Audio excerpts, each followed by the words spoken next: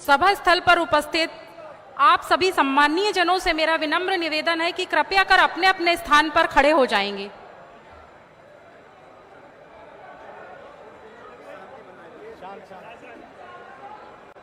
Parade सावधान।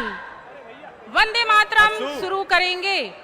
वंदे मातरम, वंदे मातरम, सुजलाम सुफलाम मलयज शीतलाम सस्य श्यामलाम मातरम, वंदे मातरम। शुभ्रजोत्स्नं पुलकितयामिनी पुल्लकुसुमित द्रुमदुलशोभिनी सुहासिनी सुमधुरभासिनी सुखदां वरदां मातरम, वंदे मातरम, वंदे मातरम। विश्राम। आप सभी सम्मानीय जनों से मेरा अनुरोध है कि कृपया कर अपना अपना स्थान ग्रहण करें। धन्यवाद। धन्यवाद। कृपया ये हमारे युवक कांग्रेस के साथी झंडा वो करके अपनी अपनी जगह पे बैठ जाए। जय हिंद सभा में पधारे तमाम नेताओं गणों का स्वागत है। तमाम जो हमारा ये जनमानस इकट्ठा हुआ आपका स्वागत है, सम्मान है। आज ये सभा बड़ी गौरवान्वित महसूस करती है जब हमारे बीच दो ऐसे परिवार यहाँ पर मौजूद हैं जिनके घर पे इस देश के लिए, इस राष्ट्र के लिए शहादत हुई है। हमारे बीच आदरणीय दादा जगदीश प्रसाद जी हैं जो कि नायक गजेंद्र सिंह जी के पिताजी हैं। 16 जुलाई 1904 को ऑपरेशन रक्षक बारामूला डिस्ट्रिक्ट बंदीपुरा में जो हुआ था, आतंकी हमले में शहीद नायक गजेंद्र सिंह जी की शहादत हुई थी। आज उनका परिवार हमारे बीच मौजूद है और जबलपुर संस्कार धानी में पहले शहीद की जो मिट्टी है जबलपुर में हुई थी 19 जुलाई को।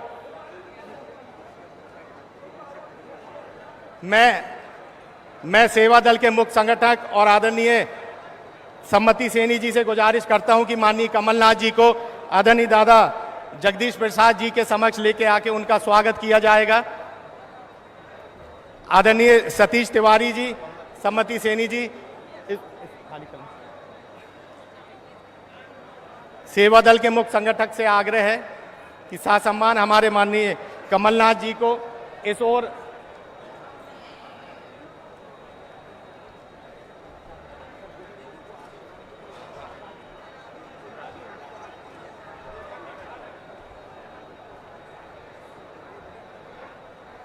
आदरणीय सतीश तिवारी जी, आदरणीय सम्मति सेनी जी जो कि आदरणीय दादा जगदीश प्रसाद जी के परिवार से जुड़े हैं,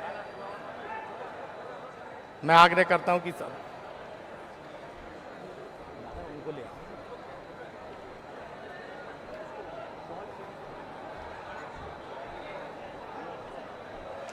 इधर ये मंच और भी गौरवान्वित होता है। हमारे बीच माता कौशल्या देवी काछी जी मौजूद हैं जो कि शहीद अश्विनी काछी जी की माता जी हैं। सीआरपीएफ सिपाही रहे। उस शहादत में 40 लोगों की और शहादत हुई थी। सिहोरा खुलावल से आप मौजूद हैं जो कि पुलवामा में 2019 में जो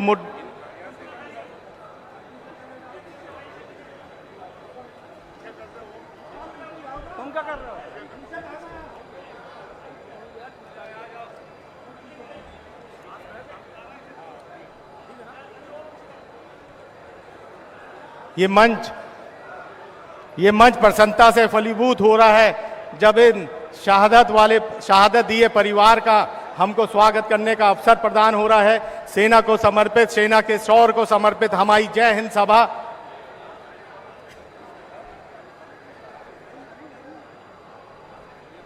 लोकतंत्र के प्रहरी, वह भारतीय सैनिक जब वो सरहद में रहते हैं, हमारा लोकतंत्र सुरक्षित रहता है, हमारा संविधान सुरक्षित रहता है। इस लोकतंत्र के जितने बड़े प्रहरी इस देश के राजनेता हैं, उतने ही प्रहरी हमारी देश की सेना है। और हमारे लिए बड़ी गर्व की बात है कि आज जबलपुर में हम जिन परिवार को सम्मानित करने जा रहे हैं, जबलपुर संस्कार धानी में वे जो शहीद हैं, उनने इस माँ भूमि के लिए, हमारी धरती माँ के लिए जो अपनी शहादत दी है, ये मंच आपका बहुत बहुत धन्यवाद करता है।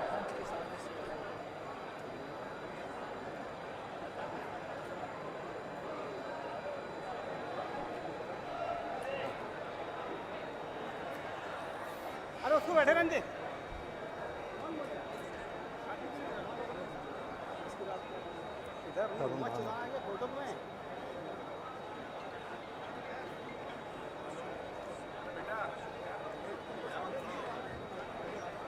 मध्य प्रदेश शासन के पूर्व कैबिनेट मंत्री आदरणीय तरुण भानोट जी से मैं आग्रह करता हूं, सेना को समर्पित हमारी जय हिंद सभा में अपने विचार प्रकट करें। आदरणीय तरुण भानोट जी। मंच पर उपस्थित हमारे सभी सम्मानित नेतागण, मंच के सामने उपस्थित कांग्रेस पार्टी के सभी जांबाज साथी और विशेष तौर पर यहाँ पर उपस्थित एक सर्विसमैन जो इस देश की रक्षा के लिए, जिनने अपना जीवन में जो सर्वोच्च बलिदान हो सकता था वो भी देने में पीछे नहीं हटे, उनके जो बाकी साथी हमारे साथ यहाँ हैं, मैं आप सबको प्रणाम करता हूँ। हमारे प्रमुख वक्ता यहाँ पर उपस्थित हैं, वो अपनी बात आपके सामने रखेंगे। मैं ज्यादा समय नहीं लेना चाहता हूं, सिर्फ एक अपने मन की बात आपके सामने रखना चाहता हूं। और मुझे विश्वास है कि भारत मां का हर वो नागरिक जिसको देश से प्रेम है, आज एक मन में उसके बात बार बार उठ रही है और उसको उद्वेलित कर रही है। वो ये है कि जब हमारी पराक्रमी सेना ने, हमारी थल सेना ने, हमारी वायु सेना ने, हमारी नौसेना ने 22 अप्रैल की दर्दनाक घटना के बाद पाकिस्तान में घुसकर पाकिस्तान के लोगों को, उसकी सेना को सबक सिखाया, उसके बाद मध्य प्रदेश के एक माननीय कैबिनेट मंत्री, जिनका मैं अपने मुंह से नाम भी नहीं लेना चाहता हूं, उनने एक ऐसी अशोभनीय टिप्पणी हमारी बहन जो सेना में कर्नल के पद पर बैठी है, उनके बारे में कही। ये बात मैं इसलिए यहां दोहरा रहा हूं कि हर वो भारतवासी आज दुखी है जो भारत मां से प्रेम करता है, जिसको अपनी सेना के ऊपर गर्व और गौरव महसूस होता है। और उसके बाद मैं एक प्रश्न रखना चाहता हूं सत्ता में बैठी मध्य प्रदेश की और भारत की भारतीय जनता पार्टी से, कि वह व्यक्ति, वह मंत्री जिसने वो अशोभनीय टिप्पणी की थी, उस पर आज तक कोई कार्रवाई क्यों नहीं हुई। माननीय प्रधानमंत्री जी भोपाल पहुंच रहे हैं बहनों का सम्मान करने के लिए, महिलाओं का सम्मान करने के लिए। मैं उनसे भी ये निवेदन करना चाहूंगा कि आपके भोपाल से जाने के पहले जब आप रवाना हो, कम से कम उस मंत्री को बर्खास्त करके जाए जिसने भारत माता की हर संतान का अपमान किया है। जय हिंद, जय भारत। पूर्व कैबिनेट मंत्री आदरणीय लखन गंगोरिया से मैं आग्रह करता हूं कि वे आए और इस सभा को संबोधित करें।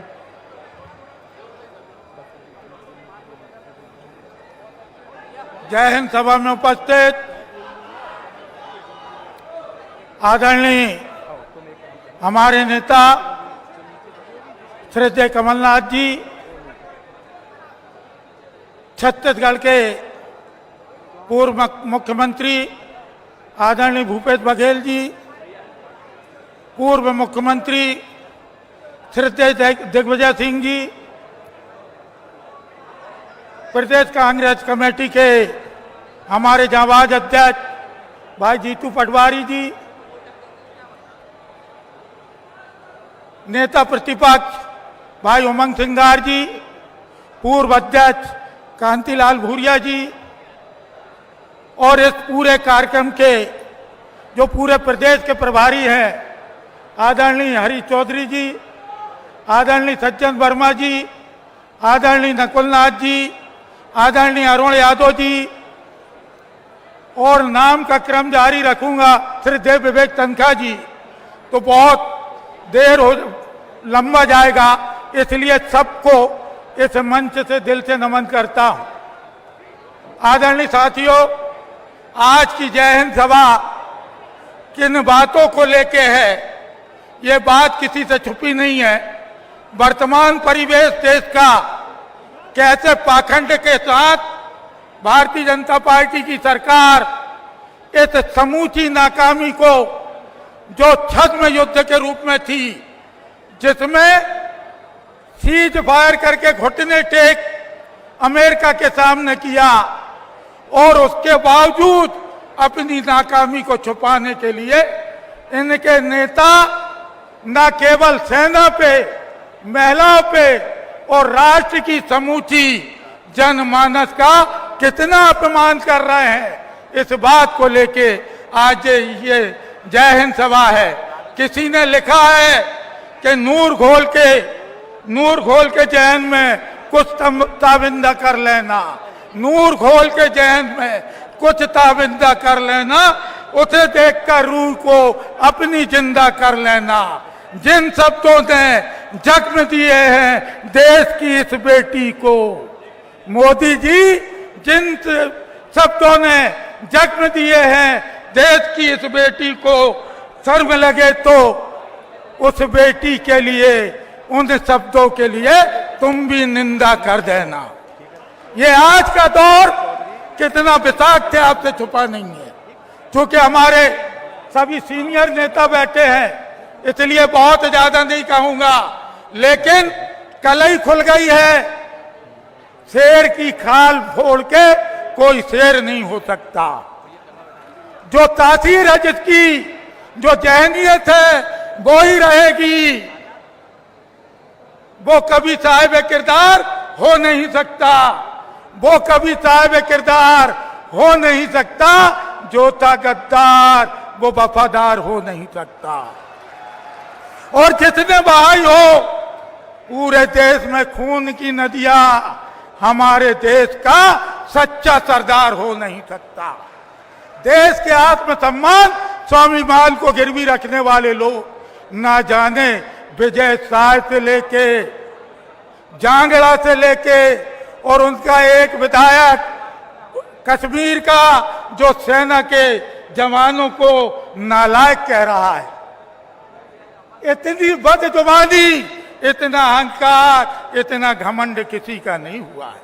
यह जनता जनार्दन है, यह सेना है जो अपनी जान पे खेल के देश की रक्षा करती वो मात्र शक्ति है जो अपने सिंदूर के लिए सब कुछ मिटा देती है। ये नॉन बायोलॉजिकल आदमी, ये नॉन बायोलॉजिकल आदमी ये कहता है कि हमारी रगों में खून नहीं सिंदूर है। ये तो समझ में आ गया हम लोग को। हम बायोलॉजी पढ़े हुए हैं, हमको मालूम है एनाटॉमी क्या होती, फिजियोलॉजी क्या होती है, अंग के साथ तत्व क्या होते हैं। लेकिन इसकी खून में, इसकी रगों में खून की जगह सिंदूर दौड़ रहा है, गरम कैसे होगा?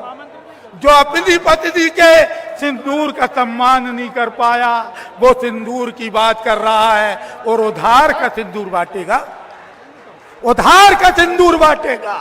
यह नारी शक्ति का अपमान है। इसलिए निवेदन है, कांग्रेस जिसने अपना सब कुछ इस देश की अस्मिता पे मिटाया है, और गांधी परिवार जिसमें हमारे नेता माननीय राहुल गांधी जी की स्वीकारता पूरे देश ने अब स्वीकार कर ली है। चला चली की बेला है। अपनी नाकामी छुपाने के लिए मोदी जी जो कर रहे हैं वो सबके सामने है। अब समय आ गया इनकी गिरावट का, और अब समय आया है अपने उठाव का। इसलिए कहता हूं आप सबसे, बेवजह दिल पे कोई बोझ न भारी रखिए, बेवजह दिल पे कोई बोझ न भारी रखिए। जिंदगी जंग है, इस जंग को जारी रखिए। बहुत बहुत धन्यवाद। जय हिंद, जय भारत। अब मैं आमंत्रित करता हूं मध्य प्रदेश कांग्रेस कमेटी के पूर्व अध्यक्ष माननीय अरुण यादव जी से कि वे भी यहाँ इस जय हिंद सभा को संबोधित करें। माननीय अरुण यादव जी।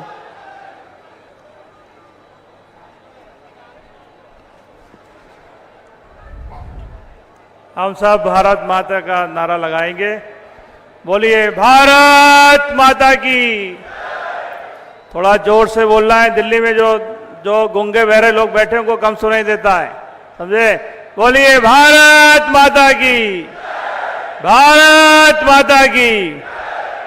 सम्मानित मंच, और मंच के सामने बैठे सभी हमारे कांग्रेस पार्टी के जाबाज साथी कार्यकर्ता, हमारे तमाम संगठनों के सम्मानित सभी हमारे पदाधिकारीगण और हमारे मीडिया के साथियों, आज एक महती सभा यहाँ पर आयोजित की गई है और ये सभा हमारे उन जाबाज सैनिकों को नमन करने के लिए, ये सभा उन हमारे देश के नागरिकों को अपनी श्रद्धांजलि देने के लिए जो पहलगाम के आतंकी हमले में मारे गए, उनको श्रद्धांजलि देने के लिए रखी गई है। मैं उन तमाम परिवारों को अपनी ओर से, हमारी पार्टी की ओर से नमन करता हूं, हमारी देश की सेनाओं को नमन करता हूं, उनको सलूट करता हूं और हम सब उनके आगे नतमस्तक हैं। आज समूचा देश हमारे देश की सेनाओं का सम्मान बढ़ाने के लिए देश भर में, गली गली में, गांव गांव में, कूचे कूचे में तिरंगा यात्रा निकालकर उनका सम्मान बढ़ाने का काम कर रहा है और उसी संदर्भ में आज हमने जबलपुर में भी ये कार्यक्रम आयोजित किया है। मैं हमारे जबलपुर जिला कांग्रेस कमेटी, ग्रामीण कांग्रेस कमेटी और महाकौशल के उन तमाम साथियों को बहुत बहुत साधुवाद और धन्यवाद देता हूं, जिन्होंने इस महती सभा को आयोजन करने के लिए, पिछले सफल बनाने के लिए पिछले एक हफ्ता से यहां पर डेरा डाला हुआ है। आप सब बधाई के पात्र साथियों। पहलगाम में हमला होता है और हमारे 26 नागरिक मारे जाते हैं। हमारी सेनाओं ने पाकिस्तान को आधे दिन के अंदर उनके आतंकी हमलों को नष्ट करके पूरे विश्व को बता दिया कि हमारी भारतीय सेनाएं पूरे विश्व में सबसे मजबूत सेनाएं हैं और उन आतंकी ठिकानों को ध्वस्त करने का काम हमारी सेनाओं ने किया और आज पूरा देश उनके सामने नतमस्तक है। जब जब भी हमारे देश पर इस तरह के आतंकी हमले हुए हैं, हमारी सेनाओं ने आगे बढ़कर बढ़ चढ़कर हिस्सा लिया और हमारे आतंकी करने वाले व्यक्तियों को, उन देशों को सबक सिखाने का काम किया है। साथियों, बहुत अधिक मुझे नहीं बोलना है, मेरे बाद बहुत सारे साथी यहां पर हैं और मुझे अवगत कराया गया कि माननीय कमलनाथ जी को छिंदवाड़ा भी जाना है, तो मैं बहुत अधिक यहां पर नहीं कहते हुए हमारे तमाम साथी जो पूरे महाकौशल से आए हैं उनको एक बार फिर से बहुत बहुत साधुवाद धन्यवाद देता हूं। और हमारी ये जिम्मेदारी है कांग्रेस के कार्यकर्ता के नाते कि हम गांव-गांव जाकर, गली गली जाकर इस संदेश को हमारे गांव के अंतिम व्यक्ति तक पहुंचाने का काम करें और सदैव देश का झंडा ऊंचा करने का काम हमारे साथी करते रहें। इन्हीं शब्दों के साथ मैं आप सबका फिर से बहुत बहुत अभिनंदन, स्वागत करता हूं, तमाम साथियों को स्वागत करता हूं और जिला कांग्रेस कमेटी के साथियों को बहुत बहुत साधुवाद धन्यवाद देता हूं। जय हिंद, जय कांग्रेस। पूर्व विधायक माननीय संजय यादव जी से आग्रह करते हैं कि वे मंच पे आए, मंच पे अपना स्थान ग्रहण करें। पूर्व सांसद माननीय नकुल नाथ जी से आग्रह करता हूं कि इस जय हिंद सभा को संबोधित करें। माननीय नकुल नाथ जी।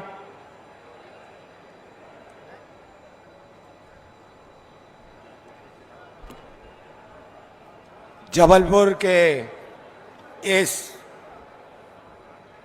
जय हिंद सभा में मंच पर उपस्थित सभी कांग्रेस के वरिष्ठ नेतागण, यहाँ उपस्थित सभी कांग्रेस के मेरे दमदार साथियों, प्यारे भाइयों और बहनों, आज हम यहाँ एकत्रित हुए हैं भारतीय सेना के साहस को प्रणाम करने के लिए।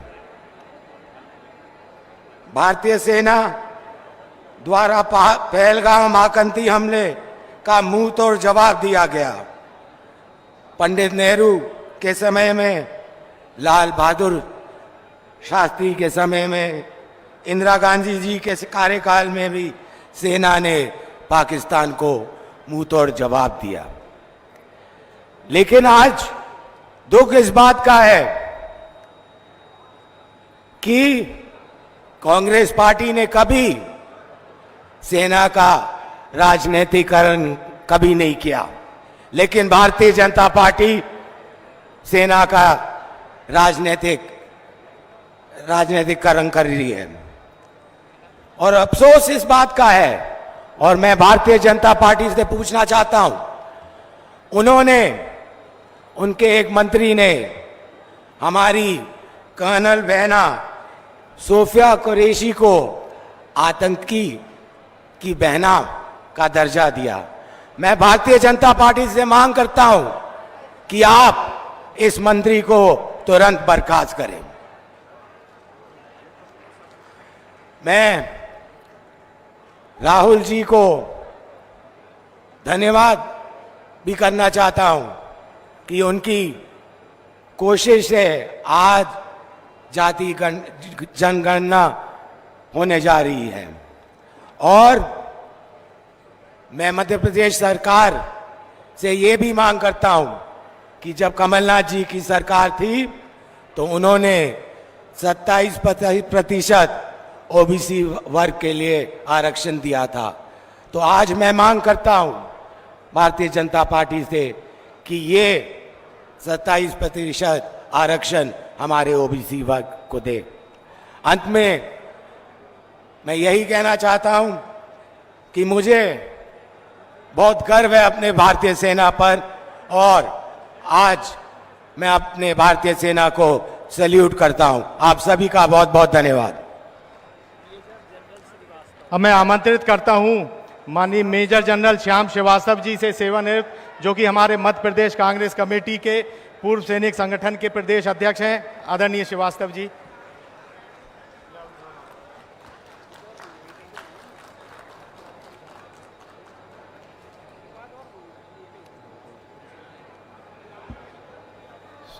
जय हिंद। जय हिंद। जय हिंद। ये सारा कार्यक्रम जय हिंद के लिए है, तो जय हिंद तो बहुत तेज होना चाहिए। जय हिंद। धन्यवाद। माननीय मंच, यहाँ आए हुए कांग्रेस के सारे पदाधिकारी, नेता, कार्यकर्ता, जबलपुर के लोग और मेरे पूर्व सैनिकों, मैं अपनी बात सिर्फ 5 पॉइंट्स के अंदर खत्म करूंगा और हर पॉइंट 1-1.5 मिनट से ज़्यादा नहीं होगा। पहला है देश का सम्मान। अभी जो ऑपरेशन सिंदूर हुआ, जब भी कोई युद्ध होता है, लड़ाई होती है, दोनों तरफ के लोग नुकसान होता है, हताहत होते हैं, लेकिन कोई ज़्यादा होता है, कोई कम होता है। इस बार हमारे देश की सेनाओं ने 9 आतंकी ठिकानों को ध्वस्त करने के बाद उन्होंने जो भी कोई कार्रवाई की उसका मुंह तोड़ जवाब दिया। उनकी मिसाइलों को वहीं रास्ते के अंदर डिस्ट्रॉय कर दिया। उन्होंने 1 गोला फेंका, हमने 10 फेंके, और हर जगह हमारी भारतीय सेनाएं, आर्मी, नेवी और एयरफोर्स डोमिनेट करती रहीं। ये पहला युद्ध नहीं है। इससे पहले जितने भी युद्ध हमने लड़े हैं, 1948, 1965, 71, 99, सब हमारी भारतीय सेनाओं ने देश को जीत कर दिए हैं। 71 में हमने 93,000 प्रिजनर ऑफ वार बनाए, और कारगिल जैसे बहुत कठिन युद्ध में पहाड़ियों के ऊपर हमने अपनी सारी चौकियां वापस ली। आज ये सारी यात्रा, ये सारा कार्यक्रम हमने जो है अपने देश की सेनाओं का कृतज्ञता करने के लिए, उनका सम्मान करने के लिए, उनको धन्यवाद करने के लिए किया है। मैं अपने कांग्रेस की ओर से अपनी सेनाओं को, अपने भूतपूर्व सैनिकों को बहुत बहुत सम्मान देता हूं, प्रशंसा करता हूं, और एक बात बताना चाहता हूं कि हमेशा से कांग्रेस सेना के साथ रही है, आज भी है, और आने वाले हर समय में कांग्रेस पार्टी सेना के साथ रहेगी। दूसरा, अपमान।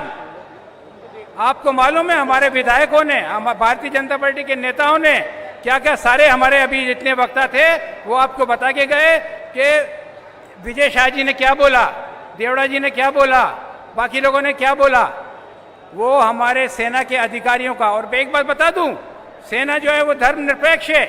जब लड़ाई की बात उठती है तो हिंदू, मुस्लिम, सिख, ईसाई सारे लोग लड़ते हैं, सारे लोग उनको मारते हैं, अपनी जानें देते हैं, लेकिन अपना युद्ध जीत के बताते हैं। ऐसे समय में कर्नल सोफिया कुरैशी के विरुद्ध ये शब्द कि वो आतंकी की बहन है, बहुत ही अपमान था उनका और पूरी सेना का। और अगर उसके ऊपर कोई कार्रवाई नहीं की जाती है तो ये बहुत गलत होगा। सेना कभी के ऊपर कार्रवाई नहीं करती, कोई कुछ भी बोल दे, उनको ये अधिकार नहीं है। लेकिन हमारे यहाँ सरकार होती है, हमारे यहाँ एडमिनिस्ट्रेशन होता है, हमारे यहाँ जुडिशरी होती है, हमारे यहाँ पुलिस होती है। अगर सेना के विरुद्ध कोई कुछ बोलता है तो इन लोगों का काम है कि उसके विरुद्ध कार्रवाई करें। हाई कोर्ट के एक संज्ञान के अलावा किसी ने कुछ नहीं किया, सरकार चुप बैठी रही। इसलिए अब हम पूर्व सैनिक एक साथ मिलकर इस प्रदेश में करीब 90,000 पूर्व सैनिक और 1 लाख सैनिक हैं। अब ये बीड़ा हम उठाएंगे। सेना के विरुद्ध कुछ भी कहने वालों के प्रति सड़क पर हम उतरेंगे और कार्रवाई करेंगे। भारतीय जनता पार्टी उसके बाद से, ऑपरेशन सिंदूर के बाद से बहुत सारी तिरंगा यात्राएं निकाल रही है। किस लिए निकाल रही है? सेना को सम्मान देने के लिए। लेकिन अगर देखा जाए तो सेना के पूर्व सैनिकों का सबसे ज्यादा हक अगर किसी ने छीना है तो वो भारतीय जनता पार्टी है। इसी प्रदेश के अंदर उनको रिजर्वेशन था। 1994 में जब दिग्विजय सिंह जी मुख्यमंत्री थे तब उन्होंने 10% क्लास सी और 20% क्लास डी को दिया था, जो 2022 में खत्म कर दिया गया। पहले टोल टैक्स माफ था, वो भी चल गया। जितनी भी सुविधाएं सैनिकों को मिलती थी वो सारी की सारी भारतीय जनता पार्टी ने खत्म कर दी। मैं कहता हूं अगर आप सच में उनकी सम्मान यात्रा निकालना चाहते हो तो उनकी सुविधाएं उन्हें वापस करो, बल्कि और सुविधाएं दो। और जब कांग्रेस पार्टी आएगी तो हम बताएंगे कि हम क्या सुविधाएं अपने पूर्व सैनिकों को दे सकते हैं।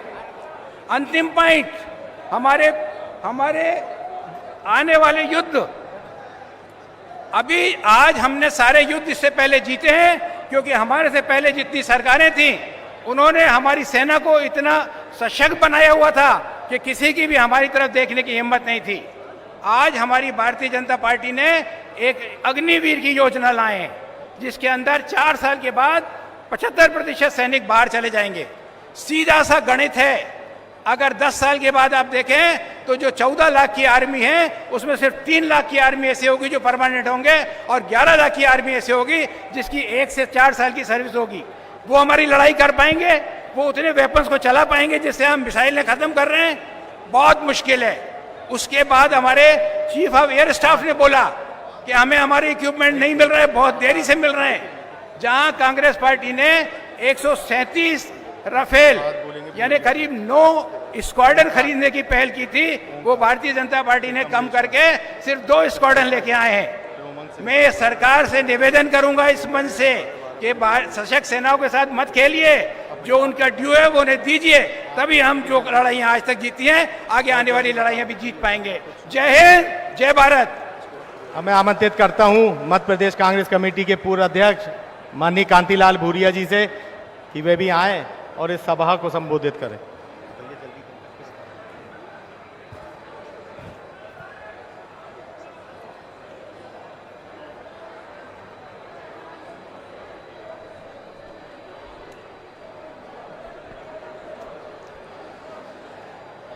भारत माता की, जोर से बोलो, पता लगना चाहिए कि कांग्रेस की महासभा हो रही है। भारत माता की जय जवान, जय जवान, जय जवान। बहुत बहुत धन्यवाद। आदरणीय मंच और सामने बैठे हमारे प्रदेश के कोने कोने से आए हुए सभी जाबाज कांग्रेस के नेता, कार्यकर्ता भाइयों बहनों, आज हम यहाँ पर उपस्थित होकर जय जय हिंद सभा देश की सेना के शौर्य, पराक्रम एवं वीरता को समर्पित करने के लिए आज उपस्थित हुए हैं। साथियों, हमारे देश की सेना ने जो काम करके दिखाया दुनिया कायल है। तो ऐसी हमारी सेना को मैं नमन करता हूं और हर तरह से पूरा देश एकजुट होकर सेना को और हमारे जवानों को हिम्मत दी, शक्ति दी और उन्होंने ऐसा काम किया, पाकिस्तान को सबक सिखा दी। पाकिस्तान नाम नहीं लेगा। सन 1961 में इंदिरा गांधी ने पाकिस्तान के 2 टुकड़े करके बांग्लादेश बनाया था। आज भी इंदिरा जी को याद करते हैं। ऐसा ही काम यहां पर भारत सरकार को करना चाहिए और हम लोग सब आज यहाँ आए हैं और हम लोग सबने अलग अलग अपने विचार रखे हैं। तो मैं ज्यादा नहीं कहते हुए इतना ही कहूंगा कि हम सब एकजुट रहें और सेना को हर तरह से जोश दिलाने, साहस दिलाने और उनको हर तरह से आगे बढ़ने में कामयाब होने की शुभकामनाएं देते हुए आज जितने भी हमारे भाई आए हैं उन सबको बहुत बहुत धन्यवाद। जय हिंद। हमारे बीच में हमारे डिंडोरी से आए जन नेता माननीय ओंकार मरकाम जी उपस्थित है। मैं उनसे निवेदन करूंगा कि वो भी सभा को संबोधित करें। ओंकार मरकाम जी।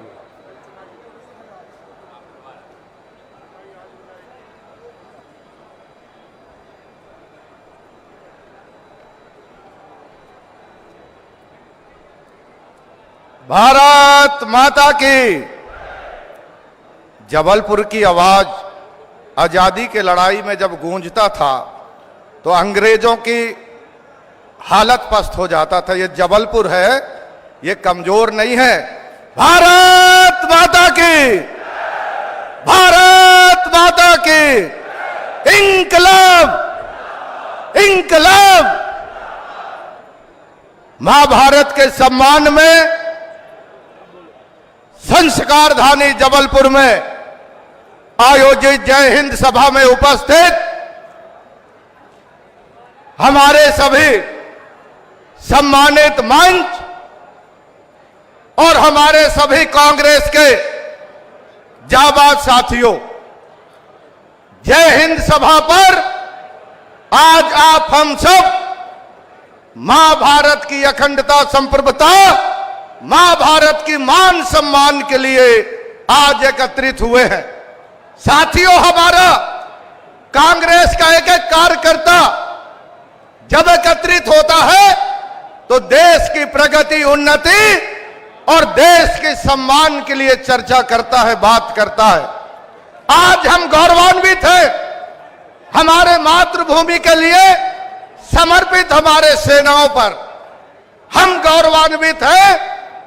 आज मैं आपको बताना चाहता हूं, 21 मई 1991, 21 मई 1991 में हमारे कांग्रेस के नेता स्वर्गीय राजीव गांधी जब शहादत हुआ था, तब हमारे नेता सोनिया गांधी का सिंदूर उजड़ा था। आज वो सिंदूर का जो नाम हमारे सेना ने दिया है, मैं बहुत बहुत धन्यवाद देता हूं और आज नमन करता हूं राजीव गांधी जी को, जिन्होंने शहादत दिया था और देश के लिए मर मिटा था। यह शहादत हमारा कांग्रेस का विरासत है। आज सिंदूर के नाम सुनते ही हम हमारे नेता सोनिया गांधी का वो दर्द हम लोग आज महसूस कर रहे हैं कि कितनी वेदना होती है जब मांग से सिंदूर उजड़ जाता है। मोदी जी, आपको सिंदूर की दर्द पता नहीं है। अगर सिंदूर का दर्द पता होता तो आपके नजरों में सोनिया जी के लिए सम्मान होता। आप सोनिया जी के लिए गलत बयानबाजी नहीं करते, पर आप हमें सिखा रहे हो, इस देश के लोगों को सिखा रहे हो। मोदी जी, आप सिंदूर की इज्जत कभी नहीं किए और आप सिंदूर को तो सिर्फ राजनीति भाषण के लिए आप उपयोग कर रहे हो। आज जरूरत है इस देश में आदरणीय हमारे नेता जन, मैं कहना चाहता हूं, आज देश को गुमराह करने का बात नरेंद्र मोदी कर रहा है। मेरा सवाल है नरेंद्र मोदी जी, देश की आजादी के बाद हमारे नेता इंदिरा गांधी जी ने 71 में जब पाकिस्तान को ठोकने का काम किया था, तो वह अमेरिका हमको मारने के लिए 7वें बेड़ा भेजा था। अमेरिका का हिम्मत हमें मारने के लिए 7वां बेड़ा भेजा था। और आज मोदी जी आप जब प्रधानमंत्री हैं तो वही अमेरिका युद्ध विराम की घोषणा करता है। कौन है अमेरिका? उसकी हिम्मत कैसे हुई भारत के अंदर दखल करने का? और आप चुपचाप कैसे हो? आपके साथ पूरा देश खड़ा है, राहुल गांधी जी खड़े हैं, कांग्रेस खड़ा है, पूरा देश खड़ा है। आप अमेरिका से झुके क्यों? इसकी जवाब आपको देना पड़ेगा। आप अमेरिका के ट्रंप होता कौन है? अरे होगा अमेरिका के लिए राष्ट्रपति, हमारे लिए वो मारने वाले दिन हम नहीं भूल सकते। अब मोदी जी आप झुक सकते हो, कांग्रेसी नहीं झुक सकते। अमेरिका को हम बताना चाहते हैं और आपको बता दें, आप भूल गए राजीव गांधी जी प्रधानमंत्री बने थे तो अमेरिका का राष्ट्रपति छत्ता लेकर स्वागत के लिए आए थे। और हम कहना चाहते हैं मोदी जी ज्यादा दिन नहीं है, हमारा नेता राहुल गांधी प्रधानमंत्री बनेगा तो अमेरिका के राष्ट्रपति को जवाब हम दे देंगे कि आप हमारे अंदर दखल नहीं कर सकते। और मैं कहना चाहता हूं मेरे साथियों, आपको हमको इस देश की अखंडता के लिए आज संकल्प लेना है। ये जय हिंद सभा ये सिर्फ राजनीतिक सभा नहीं है, ये शहादत का संकल्प का सभा होता है। हमारे नेता इंदिरा गांधी का शहादत, हमारे नेता राजीव गांधी का शहादत और उनके विचारों पे चल रहे राजीव गांधी के लाडले सपूत राहुल गांधी ने संकल्प लिया है कि मैं मर मिटूंगा पर भारत को कहीं कमजोर नहीं होने दूंगा, भारत को सांप्रदायिक ताकतों के अधीन नहीं होने देंगे। मां भारत की अखंडता, मां भारत की संप्रभुता, इंदिरा गांधी का शहादत, राजीव जी का शहादत को नमन करते हुए राहुल गांधी जी देश के लिए निकल पड़े हैं। मैं आप सबसे आह्वान करना चाहता हूं, आइए आप हम संकल्प ले कि मां भारत की अखंडता अगर सुरक्षित है तो गांधी परिवार के हाथों में है। मां भारत की प्रगति अगर सुरक्षित है तो गांधी परिवार के हाथों में है। दोनों हाथ उठाइए और राहुल गांधी के लिए संकल्प लीजिए। राहुल जी संघर्ष करो, राहुल जी संघर्ष करो, राहुल गांधी जिंदाबाद। बहुत बहुत जबलपुर के वीर कांग्रेस के साथियों, आपको बहुत बहुत नमन। और ये जबलपुर इस देश का सबसे हृदय स्थल है। हम हमारे सभी नेताओं का स्वागत करते हैं कि जबलपुर के संस्कार धानी में आप आए। ये जबलपुर वीरों का भूमि है, रहेगा, लड़ेगा, देश के लिए मरेगा, मिटेगा। बहुत बहुत धन्यवाद कांग्रेस पार्टी, धन्यवाद। अब मैं आमंत्रित करता हूं भोपाल के लोकप्रिय विधायक माननीय आरिफ मसूद जी से।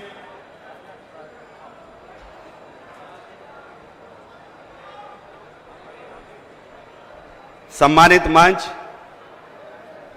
यहाँ उपस्थित सभी कांग्रेस के जाबाज साथियों, क्योंकि वरिष्ठ नेताओं को बोलना भी है और थोड़ा जल्दी भी है, मेरी बात इंशाल्लाह फिर दोबारा कभी जबलपुर में आना होगा तो जल्दी आऊंगा और तफसीली बात करूंगा, क्योंकि इस मुद्दे पर संविधान और देश का माहौल, ये दोनों पर बड़ी लंबी चर्चा करने और आपको और हमको बड़ा अच्छा संवाद करने की आवश्यकता है। तो मैं नहीं समझता कि 2 मिनट में ज्यादा बातें हों, तो इंशाल्लाह दोबारा आएंगे। धन्यवाद।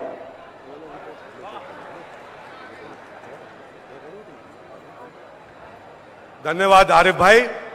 मैं इस सभा को संबोधित करने के लिए आमंत्रित करना चाहता हूं इस देश के लोकप्रिय नेता, मध्य प्रदेश के पूर्व मुख्यमंत्री आदरणीय श्री कमलनाथ जी कि वो आए, इस महत्वपूर्ण जय हिंद सभा को संबोधित करें और उनके विचारों से निश्चित तौर पर हमारी कांग्रेस पार्टी के सभी साथियों को ऊर्जा मिलेगी और आगे किस प्रकार से हम सबको संघर्ष करके अपना रास्ता एक ऐसा चुनना है कि हम भारत के सम्मान को बढ़ा सके। आदरणीय कमलनाथ जी। माननीय हरीश चौधरी जी, जीतू पटवारी जी, लखन गंगोरिया जी, यहाँ सभी, मैं किन किन का नाम लूँ, अरुण यादव जी, कांतिलाल भूरिया जी, हमारे कमलेश्वर पटेल जी, मैं सबका नाम नहीं ले रहा। मैं क्षमा प्रार्थी हूँ कि मुझे आगे कार्यक्रम है तो मुझे जल्दी जाना है। मैं आप सबसे प्रार्थना करता हूँ, निवेदन करता हूँ कि मेरे बोलने के बाद आप जाइएगा मत, आप सबकी बात सुनकर जाइएगा। आश्वासन है? बोलिए आश्वासन है। कोई उठ के नहीं जाएगा। मुझे जबलपुर आकर अपनी जवानी याद आती है। बहुत बहुत हमारे मेमोरीज हैं जबलपुर की, और यहाँ आके मैं आज सुबह से अपनी जवानी को याद कर रहा था। आज महारानी अलियाबाई होलकर की 300वीं जयंती पर मैं उन्हें प्रणाम करता हूँ। महारानी अलियाबाई ने हमेशा न्याय की लड़ाई लड़ी और इन्होंने पूरे देश में प्राचीन हिंदू मंदिरों का नव निर्माण किया। आज जो इंदौर शहर हम देखते हैं उसका औद्योगिकरण की शुरुआत महारानी अहिल्याबाई ने की।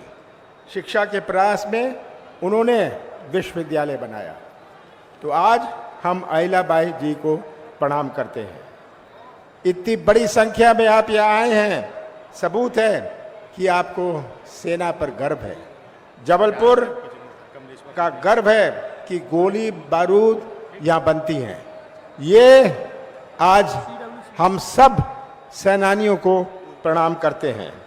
मैंने तो 71 में बांग्लादेश का युद्ध देखा, इंदिरा गांधी की हिम्मत देखी, वो किसी से दबी नहीं। अमेरिका ने तरह तरह का प्रेशर बनाया, तरह तरह का दबाव बनाया, पर इंदिरा जी दबी नहीं। मैंने वो 71 का जंग देखा है। भूपेश बघेल जी, आप सुन रहे हैं? आप यहाँ आए हैं। मध्य प्रदेश आज राजधानी है झूठ की। पूरे देश में ये राजधानी है झूठ की, भ्रष्टाचार की, महिला आक्रमण की और किसान विरोध की। मध्य प्रदेश की तस्वीर आप सबके सामने है। ये तस्वीर जो आपके सबके सामने है, कैसी महंगाई, कैसी बेरोजगारी। मुझे सबसे ज़्यादा चिंता बेरोजगारी की है। हमारे नौजवान जो भटक रहे हैं, यही निर्माण करेंगे मध्य प्रदेश का। अगर इनका ही भविष्य अंधेरे में रहा तो कैसा निर्माण होगा मध्य प्रदेश की। आज कोई आदेश से बेरोजगारी जाने नहीं लगी। आज कोई आदेश से रोजगार नहीं मिलने वाला। ये अगर रोजगार आता है तो एक विश्वास से आता है। मैं मुख्यमंत्री था, मैं सबसे कहता था, उद्योगपतियों से कहता था आप मध्य प्रदेश में आइए। वो कहते थे कि मध्य प्रदेश सबसे इतना भ्रष्टाचार है, हम कैसे आए। तो ये आज हालात हैं अपने प्रदेश की। और हमारा भटकता हुआ नौजवान, जब मैं नौजवान को देखता हूँ भटकते हुए, मुझे बड़ी चिंता होती है, मुझे बड़ी पीड़ा होती है कि यही नौजवान हमारा भविष्य है। आज महंगाई और बेरोजगारी, महंगाई की कोई सीमा नहीं, बेरोजगारी की कोई सीमा नहीं, और यही आज मध्य प्रदेश की तस्वीर है। मैं तो इतना ही कहना चाहता हूँ, सब आपको बात करेंगे, आपको सिंदूर की बात करेंगे, मैं उसमें जाना नहीं चाहता, पर इतना ही कहना चाहता हूँ कि हर संघर्ष में मैं आप सबके साथ हूँ। हमारा जो भी योगदान होए, हमेशा आपके साथ मैं खड़ा रहूँगा। और अंत में मैं कहता हूँ, मेरे साथ एक नारा निकालिए, भारत माता की, भारत माता की। और याद रखिएगा जो मैंने निवेदन किया, अब कोई कुर्सी से उठेगा नहीं, सबकी बात सुन के जाएंगे। आप सबका बहुत बहुत धन्यवाद। अब मैं आमंत्रित करूंगा हमारे परम आदरणीय श्रद्धेय कमलेश्वर पटेल जी, पूर्व कैबिनेट मंत्री, CWC मेंबर, आए और इस जय हिंद सभा को संबोधित करें।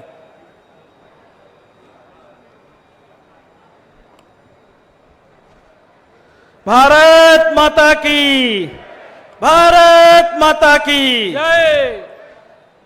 सम्माननीय मंचासीन सभी हमारे वरिष्ठ नेतागण और आज की इस जय हिंद रैली में उपस्थित सभी सम्मानित हमारे प्रदेश भर से आए कांग्रेस पार्टी के वरिष्ठ जिला ब्लॉक स्तर के सभी सम्मानित पदाधिकारी कार्यकर्ता साथियों, और सबसे बड़ी खुशी की बात है कि हमारे बीच में सेना के वीर जवान भी यहाँ पर उपस्थित है, चाहे मेजर जनरल श्रीवास्तव जी हों, चाहे अन्य उनके साथी हैं। हम सत नमन करते हैं उन शहीदों को, उन स्वतंत्रता संग्राम सेनानियों को जिनके शौर्य और पराक्रम से हम सब यहाँ सुरक्षित है। और आज अगर हमारा देश सुरक्षित है तो ये हमारे जो देश की फौज है, जो हमारे वीर सेनानी हैं, इन्हीं की वजह से हम कह सकते हैं कि आज हम लोग सुरक्षित हैं। और आज उन्हीं के शौर्य और पराक्रम का भारतीय जनता पार्टी की सरकार राजनीतिकरण करके पूरे देश में ऐसा वातावरण बनाया जा रहा है कि जो किया मोदी जी ने किया, भारतीय जनता पार्टी के नेताओं ने ऑपरेशन सिंदूर के तहत उनने सारी कार्रवाई की है।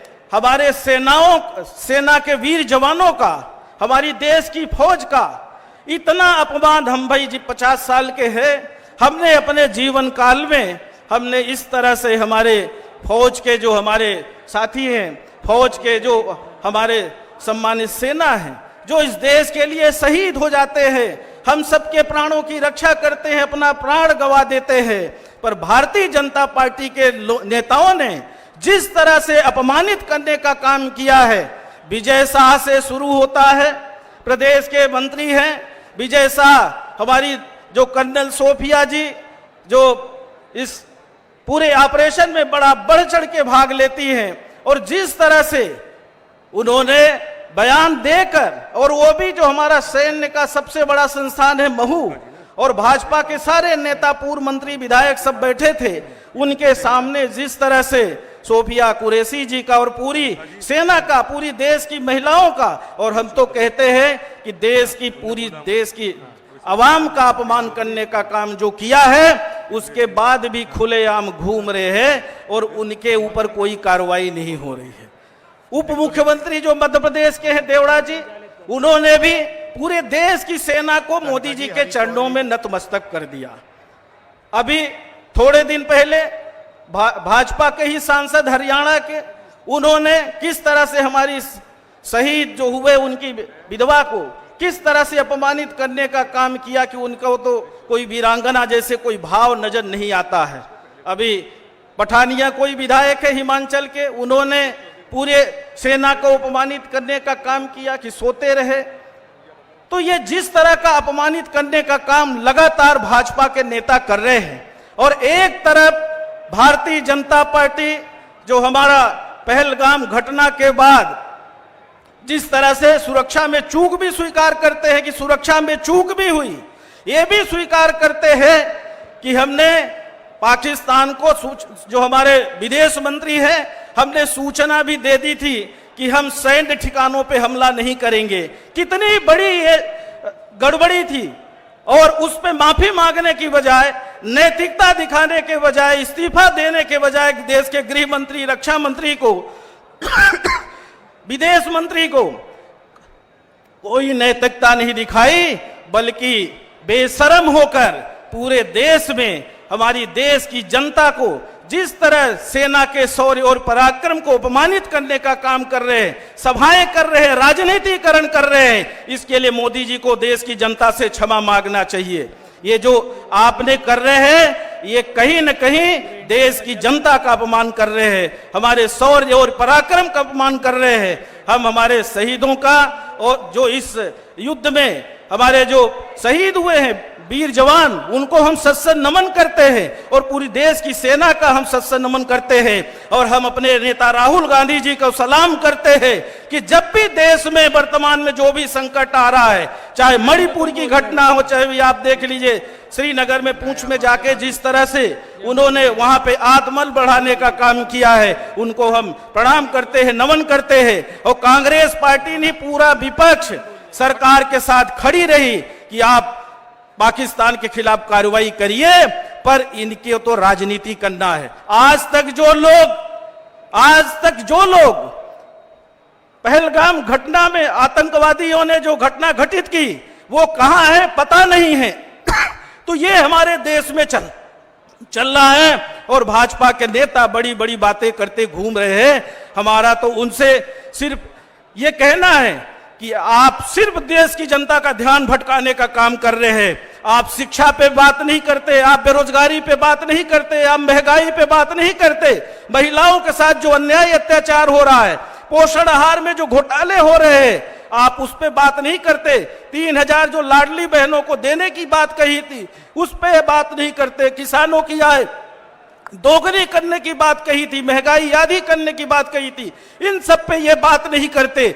इसलिए मेरे साथियों, आदरणीय भाइयों, सभी नेताओं से, कार्यकर्ताओं से, सबसे हमारा निवेदन है कि हम सब लोग एकजुट कर टोली बनाकर टोले मोहल्ले में जाएं, चौपाल करें, नुक्कड़ सभाएं करें और ये बताएं, क्योंकि हमारे साथ electronic media, print media, social media उतना ही दिखाएंगे जितना उनके काम का होगा। इसलिए हमारे पास एक ही माध्यम है। देश में आज जो हो रहा है, प्रदेश में जो घटनाएं घट रही है, जिस तरह से अन्याय अत्याचार हो रहा है, उसके लिए एक ही माध्यम है कि हम सब लोग बिखर जाएं, अपने अपने जिम्मेदारियों का निर्वहन करें। जिस तरह राहुल गांधी जी, आदरणीय खड़गे जी और राहुल गांधी जी विशेषकर जिस तरह पूरे देश में घूम रहे, हर वर्ग को न्याय दिलाने की बात कर रहे, उसी तरह हम लोग भी सभी जगह जाएं और ये बताएं कि आज देश में क्या हो रहा है, किस तरह के नाटक नौटंकी हो रही है, किस तरह जुमले की दुकान खोली गई है और इसके अलावा भाजपा सरकार में कुछ भी नहीं है। आप सभी साथियों को हम सशक्त प्रणाम करते हैं, अभिनंदन करते हैं। आज हमारे बीच में छत्तीसगढ़ के पूर्व मुख्यमंत्री जो इस कार्यक्रम के मुख्य वक्ता हैं, वो उपस्थित है। आदरणीय कमलनाथ जी जो हम सबके मार्गदर्शक हैं, आदरणीय दिग्विजय सिंह जी हम सबके मार्गदर्शक हैं, हरीश चौधरी जी जो हमारे प्रभारी हैं यहाँ पर उपस्थित हैं। हम विशेषकर आप लोगों का अभिनंदन करते हैं और प्रदेश अध्यक्ष और नेता प्रतिपक्ष जी के नेतृत्व में हम सब लोग मिलकर कांग्रेस पार्टी की सिर्फ मजबूती नहीं, प्रदेश की जनता को न्याय दिलाने के लिए हम लोग सड़क पर लड़ाई लड़ने का काम करें। इसी आशा और उम्मीद के साथ आप सभी का अभिनंदन। जय हिंद। अब मैं आमंत्रित करता हूं राज्यसभा सांसद माननीय विवेक तनखा जी को कि वे आएं और इस जय हिंद सभा को संबोधित करें। माननीय राज्यसभा सांसद विवेक तनखा जी।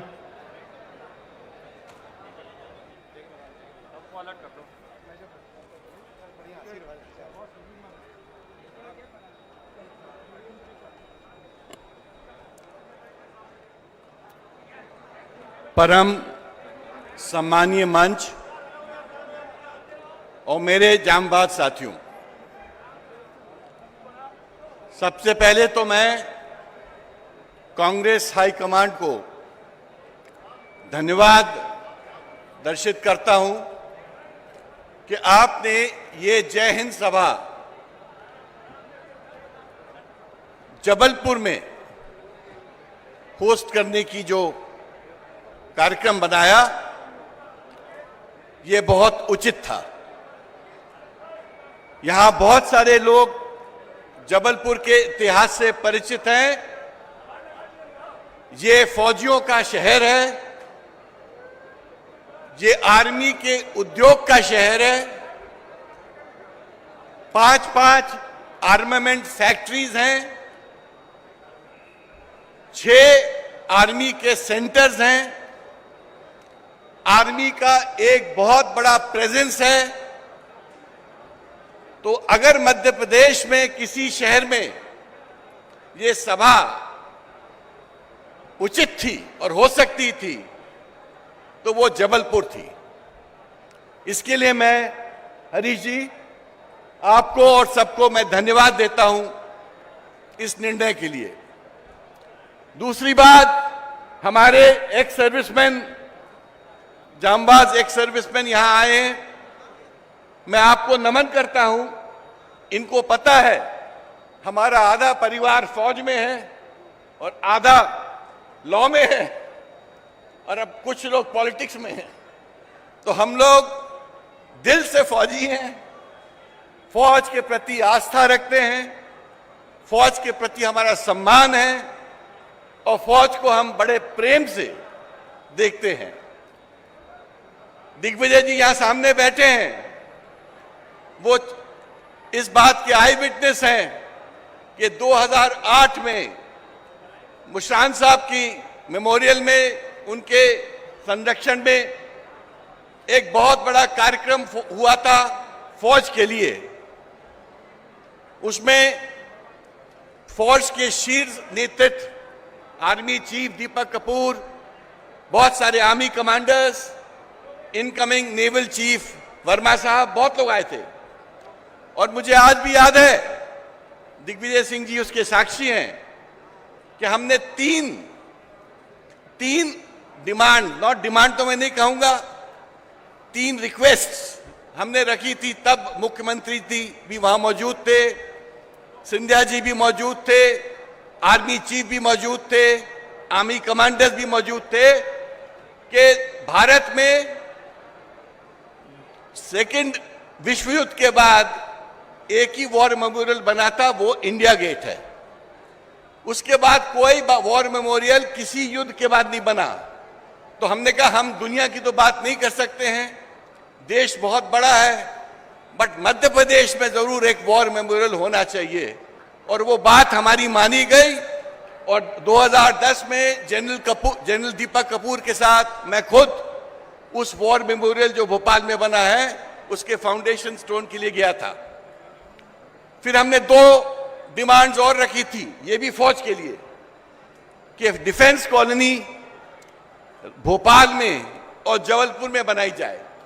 और 300 एकड़ जमीन सरकार ने फिर आर्मी को ट्रांसफर की थी और उसमें आर्मी को बोला गया था कि आप अपनी स्वेच्छा से एक्स सर्विसमैन के लिए आप कॉलोनी बना लीजिए। तो मैं ये बात इसलिए नहीं बोल रहा हूं कि खाली हम फौज से कनेक्टेड हैं, इसलिए हम लोगों का फौज के प्रति बहुत ही सम्मान है।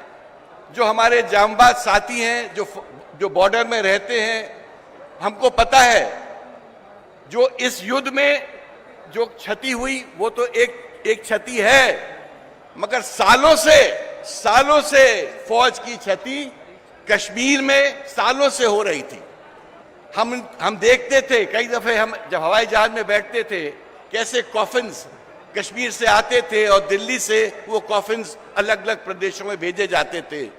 तो जो फौज का कंट्रीब्यूशन है, जो फौज की जो इस देश के लिए जो फौज ने जिस देश के लिए जो किया है, उसको हम कितना भी धन्यवाद दें कम है। और मुझे कभी कभी आश्चर्य भी होता है और गलत भी लगता है। देखिए, ये लड़ाई फौजी लड़ता है। अगर प्राण निछावर करता है तो फौजी करता है।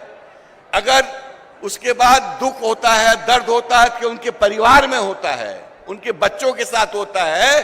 और जब मैं देखता हूं गवर्नमेंट इसका श्रेय उठाने लगती है, तो मुझे लगता है कि फिर आप ना तो देश को समझ सके हो, ना आप फौज को समझ सके हो। इसलिए फौज के सामने हम सब नमन हैं, हम सब फौज के सामने हम लोग सल्यूट करते हैं कि आपने चाहे 1947 का कश्मीर में जो ऑपरेशन था उसमें भारत की आबरू बचाई। 62 में हम जरूर थोड़े असफल रहे, मगर क्योंकि तब हमारी तैयारी चीन के विरुद्ध कम थी। मगर 71 में जिस प्रकार से इंदिरा जी ने 1971 में बांग्लादेश ऑपरेशन प्लान करके 1 साल में प्लान किया, 1 करोड़ रेफ्यूजी बांग्लादेश के बंगाल में थे, और उस प्लान के बाद मानिक शॉ साहब के नेतृत्व में जब फौज वहां गई और बांग्लादेश का सरेंडर हुआ, दिग्विजय जी को मैं बताना चाहूंगा, दिग्विजय जी सर जो अफसर थे पीओडब्ल्यू जनरल न्याजी और बड़े बड़े अफसर एओसी स्कूल में करीब 1 साल तक यहां पर उनको रखा गया था। तो जबलपुर वो शहर है जिसने ये सब देखा है, उनने युद्ध देखा है, युद्ध के परिणाम देखे हैं। और मुझे उसके बाद कारगिल भी याद है, मुझे उसके बाद जितने छोटे मोटे जो होते रहे बीच में स्कर्मिशेस वो भी याद हैं। तो मैं तो यही कहूंगा कि ये शहर फौजियों का शहर है, ये शहर फौजियों को सपोर्ट करने वाले फैक्ट्रीज का शहर है। और मेरा बार बार सरकार से आग्रह होता है, इन फैक्ट्रीज को बंद मत करो। इन फैक्ट्रीज को बंद कर दोगे तो जो लाखों आदमी जो इन शहर में एम्प्लॉयमेंट उसको मिलती थी वो एम्प्लॉयमेंट चली जाएगी। और आखिरी में मैं बताना चाहूंगा, इस शहर के साथ बहुत बड़ा अन्याय हो रहा था। 2017 में यहाँ का पूरा मध्य प्रदेश का जो एरिया हेडक्वार्टर है वो एक शिटटकर कमेटी के रिकमेंडेशन से नागपुर शिफ्ट हो रहा था। उनके 7 रिकमेंडेशंस थी, 7वां ये था। जब मुझे पता चला तो मैं अरुण जेटली जी के पास गया और मैंने अरुण जेटली जी उस वक्त रक्षा मंत्री थे, मैंने कहा अरुण जेटली जी आप जबलपुर से परिचित हैं, आपने पता है जबलपुर का महत्व फौज के मारे है और आप अगर ये एरिया हेडक्वार्टर जबलपुर से चला जाएगा तो जबलपुर का बहुत नुकसान होगा। अरुण जेटली जी क्योंकि जबलपुर वकालत के लिए आया करते थे और जबलपुर 2 ही चीज के लिए जाना जाता है, फौज और हाईकोर्ट। तो उन्होंने कहा हाँ विवेक मुझे याद है और मैं इसको नहीं होने दूंगा। तो 6 रिकमेंडेशन शिटटकर कमेटी की इंप्लीमेंट हुई। जो 7वीं थी एरिया हेडक्वार्टर्स की शिफ्टिंग की वो अरुण जेटली जी ने रोक दी मेरे कहने से।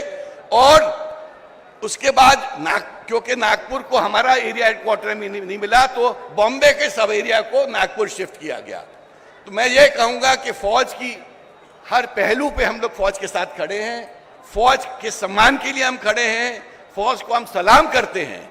और हमारे घर में जो फौजी हैं हमको पता है जब वो बॉर्डर एरिया में रहते हैं तो परिवारों को कितनी चिंता होती है, बच्चों को कितनी चिंता होती है। और जब कॉफिन्स और डेड बॉडीज घर में आती हैं तो कोई वो जो है पूरी जिंदगी के लिए वो जो उनका जो सिंदूर चला जाता है उस सिंदूर के लिए वो पूरे जिंदगी तड़पते हैं।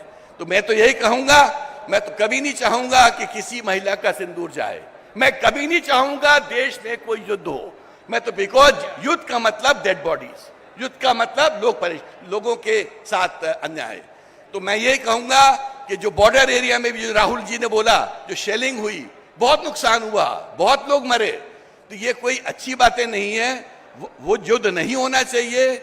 ऐसी तैयारी रखो कि युद्ध की जरूरत ना पड़े, मगर फौज की तैयारी में कोई कमी नहीं होनी चाहिए क्योंकि फौज ही हमारे देश को सुरक्षित रखती है। धन्यवाद, जय हिंद। अब मैं आमंत्रित करूंगा हमारे अखिल भारतीय कांग्रेस कमेटी के महासचिव और मध्य प्रदेश के प्रभारी माननीय हरीश चौधरी जी आए और जय हिंद सभा को संबोधित करें।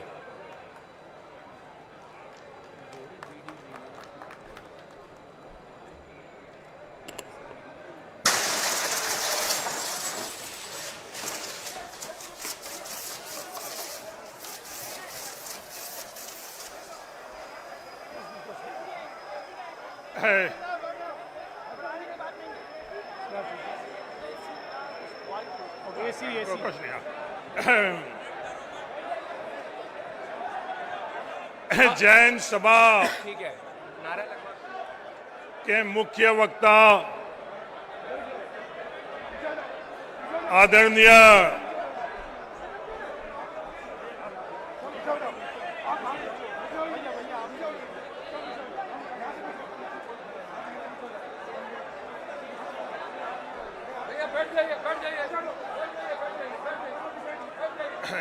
जैन यात्रा के मुख्य वक्ता आदरणीय भूपेश बघेल जी, सम्मानित मंच और इस प्रांगण में बैठे हुए सम्मानित कांग्रेस परिवार के सदस्यों और भारतीय सेना के पीछे खड़े रहने वाले देश के नागरिकों, कांग्रेस पार्टी ने जय हिंद यात्रा, जय हिंद सभा का आयोजन किया। इसके पीछे इकलौता मकसद है कि पूरा देश भारतीय सेना के पीछे खड़ा था और खड़ा है। आज जबलपुर से हम लोग सिर्फ, मैं बॉर्डर के इलाके से आता हूं, 2 दिन हम लोग उस रेगिस्तान में, थार के रेगिस्तान में जय हिंद यात्रा निकाली। पूरा बॉर्डर के नागरिक भारतीय सेना के साथ में हैं और भारतीय नागरिक के तौर पर वहां नहीं तो कोई हिंदू है, नहीं कोई मुसलमान है, नहीं तो कोई जाट है, नहीं कोई राजपूत है, नहीं कोई दलित है, नहीं कोई आदिवासी है। सबके सब वो सिर्फ और सिर्फ भारतीय नागरिक है। भारतीय नागरिक के तौर पर बॉर्डर का हर व्यक्ति भारतीय सेना के साथ में खड़ा था। ये हम सब लोगों ने महसूस किया। आज देश पूरा भारतीय सेना के पीछे खड़ा है। जब देश पूरा भारतीय सेना के पीछे खड़ा है तो इस तरह के आयोजन की आवश्यकता क्यों पड़ी, ये सवाल उठता है। इस तरह के आयोजन की आवश्यकता इसलिए पड़ी कि इस देश में ये दुर्भाग्यपूर्ण बात निकल कर आई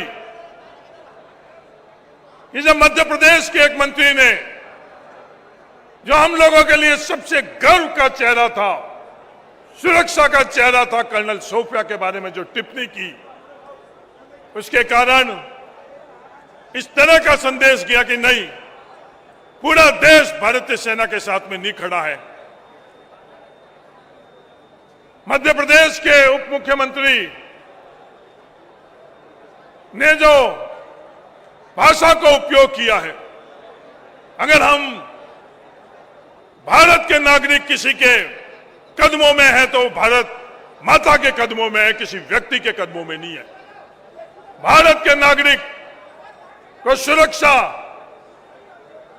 का भाव देने वाले भारतीय सेना को हम लोग नतमस्तक होते हैं, किसी और के पैरों में हम लोग नतमस्तक नहीं होते हैं।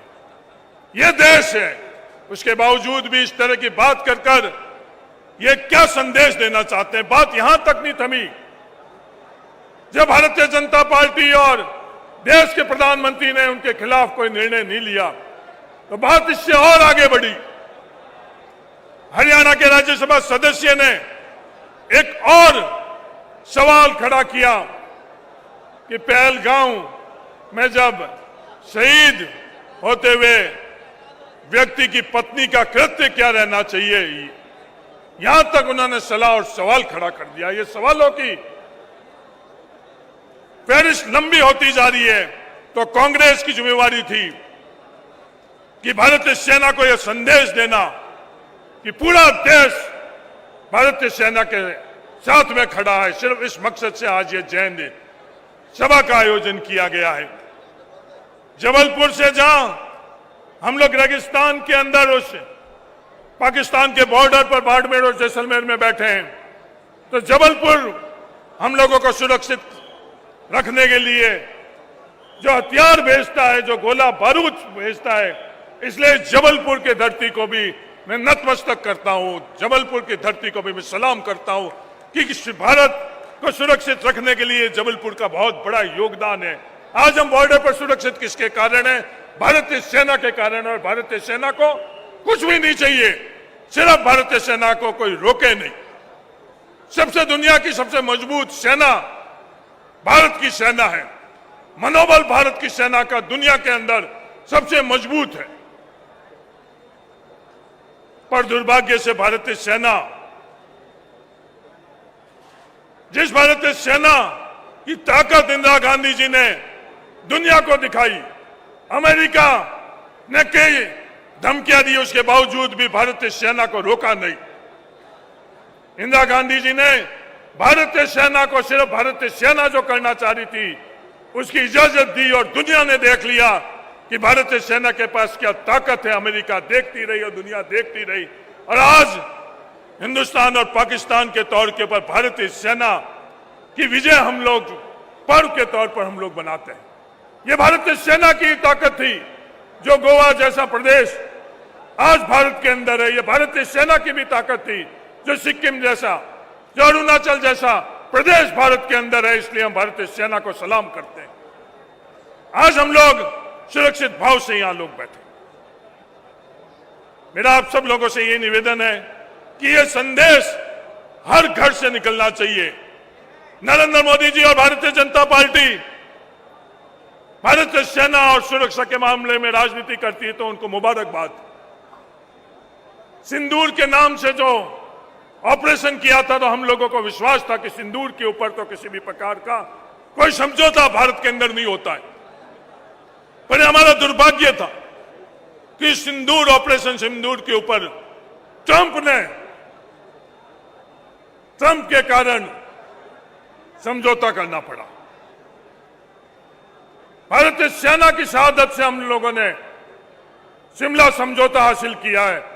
किसी भीख के माध्यम से हमको शिमला समझौता नहीं मिला है। शिमला समझौता के माध्यम से कोई भी तीसरा देश हम भारत और पाकिस्तान के बीच में जम्मू कश्मीर को लेकर नहीं आएगा। पर आज हम लोगों का दुर्भाग्य है कि अमेरिका हम लोगों के बीच में आएगा। किस किस तरह की भाषा का उपयोग, ये ट्रंप की हिम्मत कैसे हुई ये बात करने की कि आओ हम लोग भारत पाकिस्तान और अमेरिका व्यापार करें, क्योंकि हमारे खुद के प्रधानमंत्री इस देश के हर नागरिक के रगों में खून बहता था और वो खून ही नहीं, उस खून के माध्यम से जो जोश था, जज्बा था, वो हम सब लोग महसूस करते। तो हमारे प्रधानमंत्री क्या कहते हैं कि मेरे टोक्यो में जाकर प्रधानमंत्री रहते हुए कि मेरे नसों में पैसा बहता है।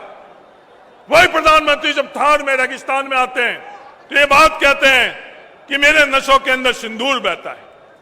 इस तरह की जब बात देश का प्रधानमंत्री करेंगे तो अमेरिका क्या सोचेगी और क्या करेगी वो हम सब लोगों ने देखा है। तो मेरा आप सब लोगों से ये निवेदन है, पूरा देश एकजुट होकर भारतीय सेना के मनोबल कैसे बढ़े। भारतीय सेना को हम लोग सल्यूट करते थे, करते हैं और करते रहेंगे। इस मकसद से आज ये जय हिंद यात्रा है। एक राजनीतिक कार्यकर्ता के तौर पर हमको भारतीय सेना से सीखना चाहिए, भारतीय सेना को सलाह नहीं देना चाहिए। अनुशासन में अपनी खुद की सोच, अपना खुद का लक्ष्य, अपना खुद का मार्ग छोड़कर जिस संगठन और जिस संस्था में काम कर रहे हो उसको आगे रखो। ये भारतीय सेना हम लोगों को सिखा रही है। व्यक्तिगत तौर पर मैं कहां बैठूं, कहां नहीं बैठूं, वो बड़ा है कि संगठन कहां बैठा और संगठन क्या निर्णय ले रहा है। व्यक्तिगत तौर पर मैं कहां चलूं, कहां नहीं चलूं, इससे बड़ा है कि वो संगठन भारतीय सेना ने जो तय किया है। हजारों हमारे भारतीय सैनिक हर परिस्थितियों में, चाहे सियाचिन के अंदर कितनी भी बर्फबारी है, उसके अंदर इंसान एक मिनट भी हम जैसा नहीं खड़ा रह सकता, भारतीय सेना वहां खड़ी रहती है। ये नहीं कहती कि नहीं मुझे कहां खड़ा रहना चाहिए, कहां बैठना चाहिए। रेगिस्तान की 50 डिग्री के अंदर भारतीय सेना को जब निर्देश मिलता है, भारतीय सेना वहां खड़ी रहती है। ये नहीं कहती है कि मैं बॉर्डर पर नहीं बैठूंगा, मैं कमांड में बैठूंगा, मैं दिल्ली में बैठूंगा। ये अपन लोगों को सीखने की जरूरत है। भारतीय सेना की सोच को अगर अपन लोग सीख लेंगे तो इस देश के अंदर संस्थाओं के प्रति हम लोगों का मान सम्मान रहेगा। अंत में जय संविधान, जय भारतीय सेना, जय हिंद, राम राम।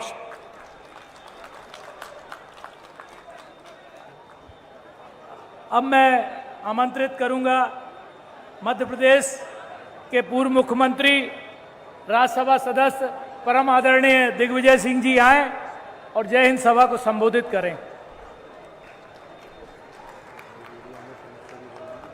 आज की जय हिंद सभा के मुख्य अतिथि भूतपूर्व मुख्यमंत्री छत्तीसगढ़ भाई भूपेश बघेल जी, अखिल भारतीय कांग्रेस कमेटी के महामंत्री श्री हरीश चौधरी जी, प्रदेश कांग्रेस कमेटी के अध्यक्ष भाई जीतू पटवारी जी, विपक्ष के नेता माननीय उमंग सिंगार जी, मंच पर विराजमान सभी वरिष्ठ नेतागण, हमारे जबलपुर और महाकौशल क्षेत्र और विंध्य प्रदेश से पधारे हुए सभी माननीय नेतागण, आदरणीय देवियों और सज्जनों, मैं विवेक तनखा जी की इस बात से सहमत हूं और बधाई देता हूं एआईसीसी को कि उन्होंने जय हिंद सभा जबलपुर में रखी। जबलपुर का इतिहास संघर्ष का है। जबलपुर का इतिहास आजादी की लड़ाई में योगदान का है और हम कैसे भूल सकते हैं राजा शंकर शाह और रघुनाथ शाह का बलिदान, जिनको कि अंग्रेजों ने यहां तोप के गोले से उड़ा दिया गया था।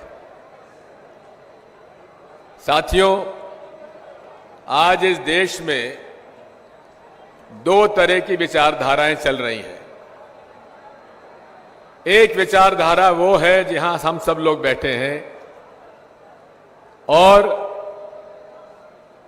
जो कि हमेशा से आजादी के संघर्ष में ब्रिटिश हुकूमत का विरोध करते रहे। महात्मा गांधी के नेतृत्व से लेकर लाखों करोड़ों लोगों ने इस देश के लिए संघर्ष किया, बलिदान दिया और वो सब लोग सेना के प्रति नतमस्तक है, सम्मानित करते हैं। और एक दूसरा वर्ग है वो विचारधारा जिसका कि कोई भी आजादी की लड़ाई में योगदान नहीं रहा, जिसने आजादी की लड़ाई में भाग लेने के लिए लोगों को मना किया और आजादी की लड़ाई में ब्रिटिश हुकूमत के साथ रहे, गुलामी की। आज वो लोग जो हैं भारतीय सेना के प्रति ये कहते हैं कि भारत की सेना नरेंद्र मोदी के चरणों में है। अब आप बताइए, आप किस विचारधारा के साथ हैं? हम वो विचारधारा के साथ हैं जो सेना का सम्मान करते हैं। ये जितने लोग बैठे हैं और मंच पर जनरल श्रीवास्तव जी हैं, ऐसे अनेक लोग हैं और यहां से अनेक लोगों ने शहादत दी है, हम उनका सम्मान करते हैं। इसलिए साथियों, जय हिंद सभा के माध्यम से हम उन लोगों के खिलाफ हैं जो कि देश की सेना को अपमानित करके ये कहते हैं कि वो नरेंद्र मोदी जी के चरणों में समर्पित है। मैं आज इस अवसर पर आपसे इतना ही अनुरोध करूंगा कि ये बात हमें जन जन तक पहुंचाना है। हमारे जगह जगह से, अनेक गांव से, शहरों से, कस्बों से लोग आए हैं। उनसे आप एक ही बात कहिए कि इस देश में आज एकता की बात है।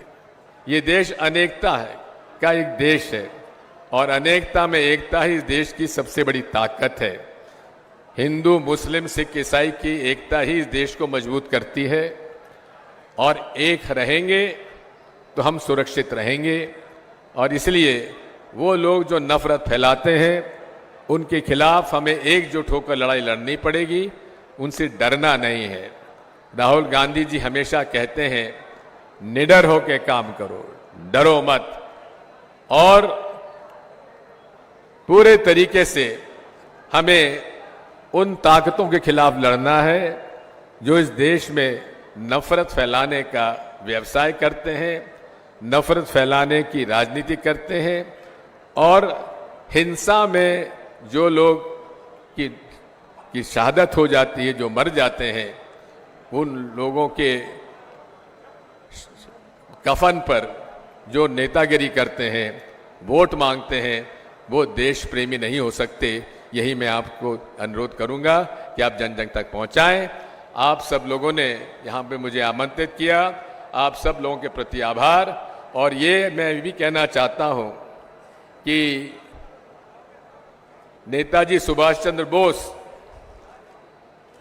जब अखिल भारतीय कांग्रेस कमेटी के अध्यक्ष चुने गए थे त्रिपुरी सम्मेलन में, उनका ही नारा ये रहा है जय हिंद का।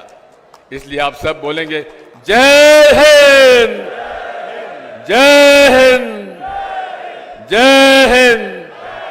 धन्यवाद।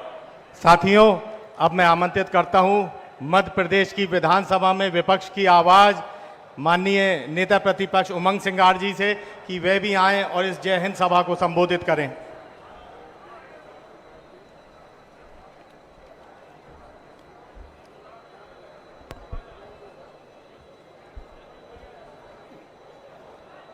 जय हिंद सभा के प्रमुख वक्ता, छत्तीसगढ़ के पूर्व मुख्यमंत्री सम्मानित भूपेश जी बघेल साहब, सम्मानित हमारे प्रभारी हरीश चौधरी जी, सम्मानित दिग्विजय सिंह जी, सम्मानित जीतू पटवारी जी, सम्मानित तनखा जी, सम्मानित सभी विधायक साथियों, सम्मानित पदाधिकारी, सम्मानित मंच और सम्मानित आप सब जबलपुर की जनता, कांग्रेस के कार्यकर्ता साथियों, और जिनके सम्मान में हमने जय हिंद सभा रखी, उनको नमन करता हूं। सेना के सब एक्स सर्विसमैन, अधिकारी, सैनिक। निश्चित तौर से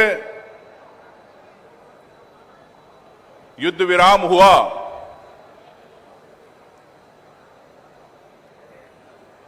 और जनता को यह बात समझ में नहीं आई कि अचानक युद्ध विराम क्यों हो गया।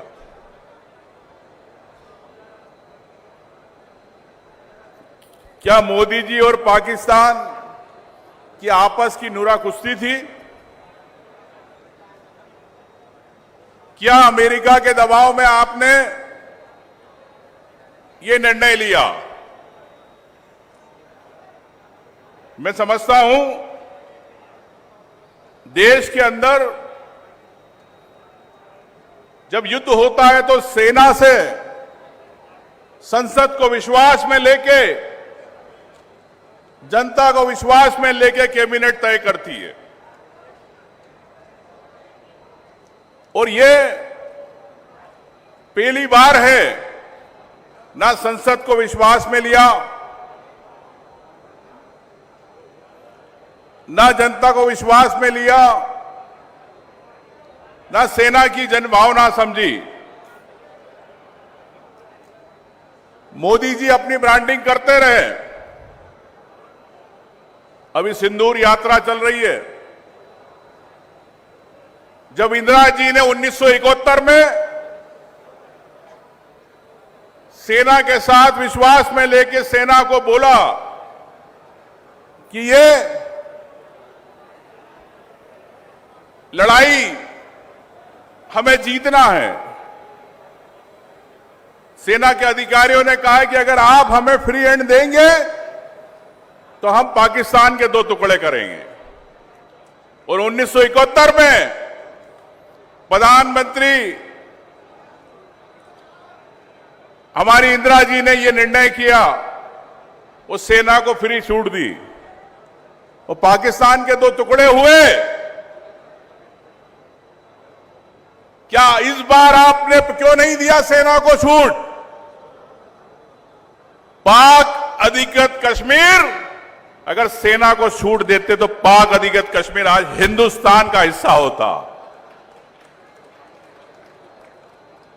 उस देश, हमारे देश का झंडा उस पाक अधिकृत कश्मीर के ऊपर होता। ये आरएसएस वाले जब ये भारत का नक्शा बनाते तो भूटान, नेपाल, श्रीलंका, पाकिस्तान को हिस्सा बताते भारत का, अखंड भारत का। देश में छोटे छोटे शिशु मंदिरों में नौनिहाल बच्चों को शिक्षा दी जाती कि ये देश हमारा है।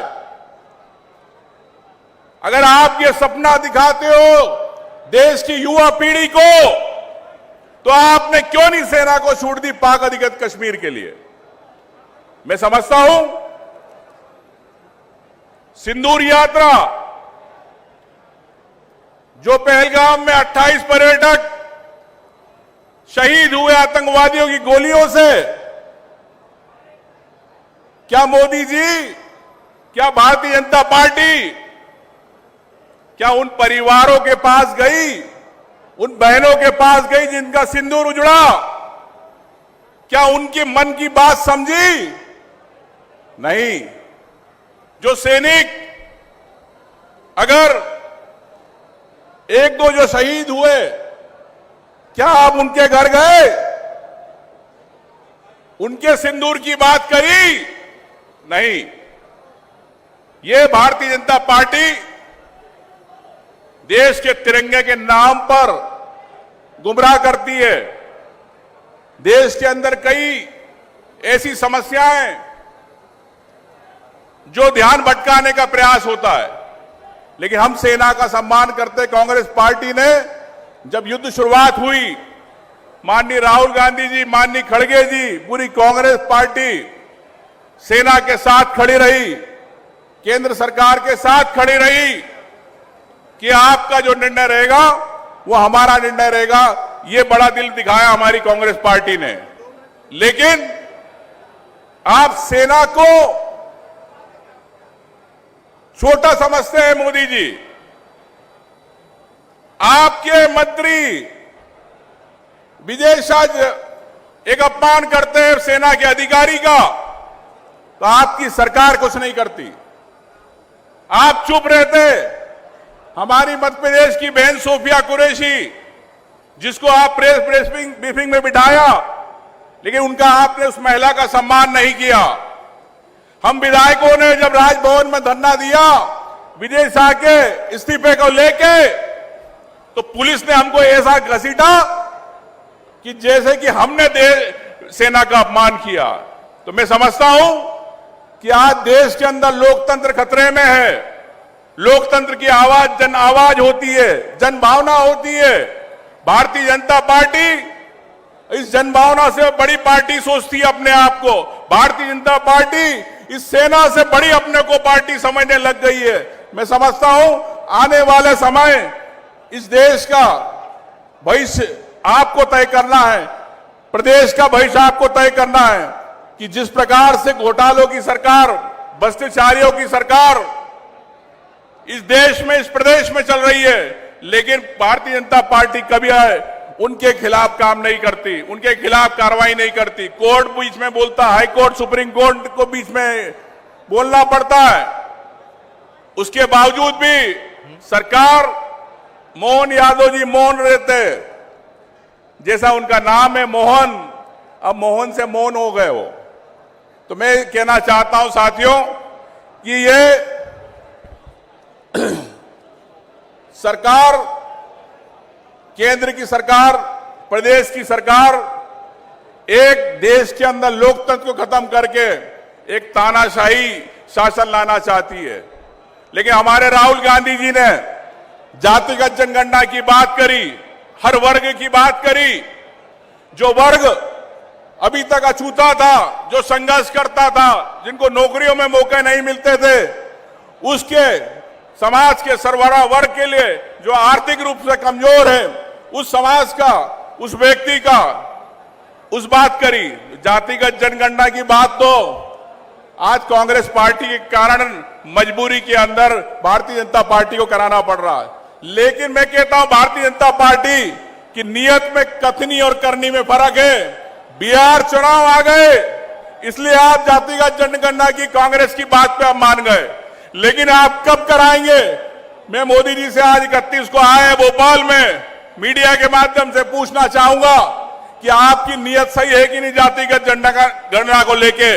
मैं ये चाहता हूं कि आप आज प्रदेश के अंदर आए हो तो आज बोल के जाए कि आने वाले 2 महीने में 3 महीने में हम जातिगत जनगणना कराएंगे। निश्चित तौर से मैं समझता हूं कि मोदी जी इस बात का जवाब नहीं देंगे, क्योंकि उनके मन की बात और कुछ है, सिर्फ जातियों की बात करना चाहते हैं। आरएसएस मनुवादी है, जो आरएसएस नहीं चाहती कि नीचे के लोगों को अधिकार जाए, नीचे के लोग संपन्न हो, नीचे के कमजोर लोग को अधिकार मिले। लेकिन भारतीय जनता पार्टी और आरएसएस की नीति यह है कि जातिगत जनगणना तो सिर्फ ऐलान किया इन्होंने, इसको टाल रहे, समय पे नहीं कराएंगे। लेकिन कांग्रेस पार्टी आपकी लड़ाई, जातिगत जनगणना की लड़ाई, हर व्यक्ति की लड़ाई हमेशा लड़ती है। यही मैं कहना चाहता हूं कि जन भावना से बड़ी कोई पार्टी नहीं होती। भारतीय जनता पार्टी को लगता गुमान हो गया है कि हम देश की सेना से बड़े हो गए, हम देश की जनभावना से बड़े हो गए। आने वाले समय में इस लोकतंत्र की ताकत आप हम सब मिलकर बचाएंगे। जय हिंद, जय भारत। साथियों, अब मैं आमंत्रित करता हूं सर्वहारा वर्ग की लड़ाई को लड़ने वाले, सामाजिक न्याय के एक मजबूत पक्षधर और संविधान को बचाने की लड़ाई लड़ने वाले ऐसे हमारे ऊर्जावान क्रांतिकारी अध्यक्ष माननीय जीतू पटवारी जी से मैं आग्रह करना चाहता हूं कि हिंद के सैनिकों के सम्मान में समर्पित इस जय हिंद सभा में आए और हम सबको संबोधित करें। माननीय जीतू पटवारी जी। भारत माता की। जरा सब पीछे तक भैया, एक साथ, जो थोड़ी गर्मी जिनको लग रही है, एक साथ, भारत माता की। ये इधर हमारी बहनें बैठी है, शायद थोड़ी थकी हुई लग रही है क्या? भारत माता की। मंच पर विराजित सभी हमारे सम्मानित नेतागण खड़े होकर पूरी सभा को तो देख रहे हैं, पर भारत माता की जय में थोड़ी कंजूसी यहां से भी हुई। एक साथ, भारत माता की। आदरणीय भूपेश बघेल जी, जो छत्तीसगढ़ के भावी मुख्यमंत्री है, पूर्व मुख्यमंत्री नहीं, उनके लिए मैं आप सबसे आग्रह करता हूं कि जोरदार तालियों से उनका स्वागत करें। वो मुख्य वक्ता है हमारे। मंच पर विराजित सम्मानित हमारे पूर्व सैनिकगण, देश के सारे वर्तमान सैनिकगण, देश के पूर्व सैनिकगण, उनके सम्मान में सब परिवार के लोग एक साथ जोरदार तालियों से यहीं से स्वागत करें उनका। आदरणीय हरीश चौधरी जी, आदरणीय दिग्विजय सिंह जी, आदरणीय उमंग सिंगार जी, आदरणीय विवेक तनखा जी, आदरणीय सम्मानित सभी हमारे मेरे बड़े भाई, आदरणीय पूर्व अध्यक्ष उमंग कांतिलाल भूरिया जी, आदरणीय कमलेश्वर पटेल जी, आदरणीय हमारे अरुण यादव जी, सभी सम्मानित उपस्थित सेक्रेटरीजगण, सारे हमारे पूर्व सांसद विधायकगण, पूर्व विधायकगण, सभी प्रदेश के पदाधिकारीगण, जिला अध्यक्षगण, हमारे यूथ कांग्रेस, एनएसयूआई, महिला कांग्रेस और सभी पूरा कांग्रेस परिवार, मैं आप सबको खूब साधुवाद देता हूं, धन्यवाद देता हूं। हम जबलपुर के परिवार के सभी साथियों को, आदरणीय लखन गंगडोरिया जी और पूर्व हमारे सारे विधायकगण, दोनों जिला अध्यक्षगण, जबलपुर के सारे कार्यकर्तागण, सबको भी मैं साधुवाद देता हूं कि आप सबने इतनी बड़ी तादाद में इतना बड़ा आयोजन आज सेना के सम्मान में किया। मैं सबको, जहां उपस्थित परिवारजनों को साधुवाद देते हुए अनुरोध करता हूं कि कांग्रेस पार्टी ने जबलपुर ही क्यों चुना जय हिंद सभा के लिए। आज देश की सीमा पर जिस तरीके से पराक्रम देश की सेना ने बताया, जिस तरीके से देश की सेना ने शहादत दी पाकिस्तान युद्ध को लेकर, उसके सम्मान में पूरे देश में कांग्रेस पार्टी ने जो आयोजन किया जय हिंद सभा का, यह आनर है उस देशभक्ति का, यह आनर है उस परिवार का जिसने अपना बेटा देश की सेवा में सीमा पर लगाया। यह आनर है, यह इज्जत है, यह सम्मान है देश के एक एक नागरिक का, जिन्होंने पाकिस्तान को 25 मिनट में बता दिया, नोट ठिकानों को निस्त नाबूद करके, कि क्या ताकत है मेरे भारतवर्ष की सेना की। यह सम्मान है जय हिंद सभा उस एक मां को जिसने अपने बेटे को खोया है, उस पिता को जिसने सेना में भेजकर अपने बेटे की शहादत दी है। यह सम्मान है कांग्रेस पार्टी का इस देशभक्ति के प्रति। मैं सारे देश में जिन सैनिकों ने शहादत दी उनको श्रद्धांजलि देता हूं। साथियों, जब हम सेना की सीमा पर सम्मान की बात करते हैं तो नरेंद्र मोदी जी ने भी सेना को सैल्यूट कर कर उसकी शहादत की रोज भाषण देते हैं। जब नरेंद्र मोदी जी ने देश की सीमा पर शहादत देते हुए सैनिकों का युद्ध चल रहा था, जब समर्थन मांगा देश से, पूरा देश एकजुट हुआ, एक साथ हुआ और नरेंद्र मोदी जी और सरकार के साथ खड़ा हुआ। राहुल गांधी जी ने भी ऐसे ही वक्तव्य दिए कि हम हर डिसीजन में सरकार के साथ है। पर हुआ क्या? आखिर देश के प्रधानमंत्री ने बिहार में पहला भाषण दिया और कहा कि ऐसी अकल्पनीय सजा देंगे कि कल्पना भी नहीं की होगी। पूरा युद्ध हुआ 14 दिन का। देश के विदेश मंत्री ने बयान दिया, हमने पाकिस्तान को पहले बता दिया था कि हम कहां अटैक करने वाले हैं। देश साथ हुआ था नरेंद्र मोदी के इसलिए कि हम तो पाकिस्तान ने जो कब्जा कर रखा है कश्मीर को उसको लेंगे। हमने देश ने साथ दिया इसलिए कि आप लाहौर में घुसोगे और सेना को पाकिस्तान के घुटने के बल लेके आओगे। राजनीतिक इच्छा शक्ति क्यों नहीं थी मोदी जी आपकी? सेना के पराक्रम में कोई कमी नहीं थी, पर राजनीतिक इच्छा शक्ति बिल्कुल क्षीण थी, समाप्त थी। अन्यथा आज जब हम भाषण दे रहे होते, पाकिस्तान से कश्मीर का हिस्सा भारत में मिला हुआ होता अगर इंदिरा जी प्रधानमंत्री होती तो। पहले हमने करके दिखाया है, वो भी 14 दिन का युद्ध था। 14 दिन का युद्ध था जिसमें हम लाहौर में घुसे, आप सबके पराक्रम से निस्त नाबूद किया पाकिस्तान की सेना को। 90,000 सैनिक समर्पण करवाया, दुनिया को बताया, अमेरिका को बताया क्या होता है नेतृत्व। आपने ट्रंप के आगे घुटने क्यों टेके मोदी जी? सवाल देश पूछे नहीं तो क्या करे? देशभक्त नागरिक नहीं पूछा तो क्या करे? आपने ट्रंप की तूती क्यों बजाई? आपने जो समय आया था आपके 20 साल के भाषणों का, जैसा उमंग सिंगार जी ने कहा कि अखंड भारत की बात करने वालों ने इतने जल्दी घुटने क्यों टेके? देश को गुमराह करते हो। आज आप भोपाल में हो, आप सेना से प्यार करते हो, सेना का सम्मान करते हो, सेना के शौर्य की गाथाएं गाते हो और विजय शाह जिसने सेना की बेटी का अपमान किया उसको पास बिठाते हो। देवड़ा जी जिसने सेना को आपके चरणों में बिठाया उसको सर माथे पे रखते हो। आपके विदेश मंत्री ने पहले पाकिस्तान की मुखबरी कर दी, उसको गले लगाते हो और फिर देश का नागरिक आपसे सवाल नहीं करे तो कौन करे? सही है कि गलत? आदरणीय मोदी जी, सिंदूर की बात करते हो आप, सिंदूर की। जब आप भोपाल में बात कर रहे हो तो पड़ोस में बैठा आपका मुख्यमंत्री, वही गृह मंत्री भी है। आप क्यों नहीं पूछते कि 25 बेटियों के साथ रोज बलात्कार क्यों होता है मध्य प्रदेश में? आपने क्यों नहीं पूछा कि बालाघाट में 4 बेटियों को रात भर रोते रहे दरिंदे? जब आप क्या कर रहे थे? एक खंडवा में बहन का ऐसा जघन्य बलात्कार किया कि बच्चा दानी निकाल के बाहर फेंक दी। इससे पहले कभी ऐसी बातें सुनी थी क्या? जब ये सवाल क्यों नहीं पूछो आप आपके मुख्यमंत्री से? नरेंद्र मोदी जी, आपको बताना होगा कि 3000 का आपका मोदी गारंटी थी। इन्हीं सिंदूर के रक्षक जिनकी करना चाहते हो उन्हीं को आपने गारंटी दी थी। बहनों के 3000 का क्या हुआ? क्या हुआ उन बहनों के सम्मान का, आत्मनिर्भरता का? यह उत्तर क्यों नहीं देना चाहते हो? हमें फक्र है कि हमारे नेता राहुल गांधी है जिन्होंने देश को जातिगत जनगणना के माध्यम से बताया कि हमें गरीबी के खिलाफ युद्ध लड़ना है। हमें फक्र है कि हमारे नेता राहुल गांधी है जो संविधान की पुस्तक हाथ में लेते हैं और देश को कहते हैं कि देश चलेगा तो सिर्फ संविधान से चलेगा।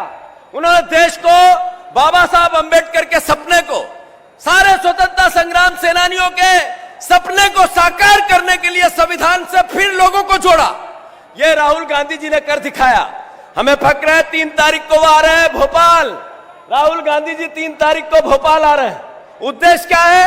उद्देश्य है संगठन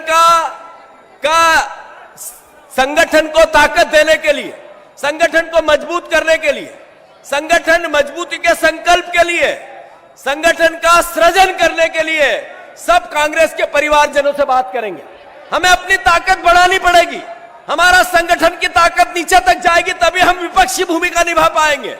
मैं सब परिवार के लोगों से आग्रह करता हूं, हम अपना मस्तिष्क कटा लेंगे देश के सेना के और देश की सीमा के सम्मान के लिए, भारत माता के लिए अपने प्राण न्यौछावर कर देंगे, पर मोदी से सवाल करेंगे, क्योंकि लोकतंत्र को भी मजबूत रखना हमारा दायित्व है। लोकतंत्र को ताकत देना भी विपक्ष का दायित्व है। लोकतंत्र की धुरी सवाल पूछने की है। मोदी जी, आपको बताना पड़ेगा कि विजय शाह से आपने गलती की या नहीं की। अगर गलती की तो हटाओ, अन्यथा उसका नागरिक अभिनंदन करो। अगर देवड़ा ने गलती की तो हटाओ, अन्यथा उनका नागरिक अभिनंदन करो। आपने दो तरीके से कैसे गुमराह कर सकते हो आप देश को? एक तरफ आपके मंत्री अपमान करते हैं और दूसरी तरफ आप सेना के सम्मान की बात करते हैं।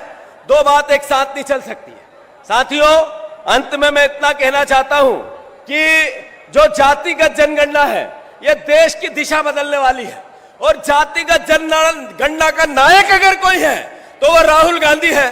मैं आप सबसे आग्रह करता हूं, 3 तारीख को राहुल गांधी जी भोपाल आ रहे हैं। बहुत ताकत से मध्य प्रदेश की जनता उनका सत्कार करे, स्वागत करे, पलकों से फूल बिछा दे उनके लिए, क्योंकि गरीब की लड़ाई लड़ना जातिगत जनगणना के माध्यम से अगर दिशा दी इस मोदी जी को भी, तो राहुल गांधी जी ने दी है।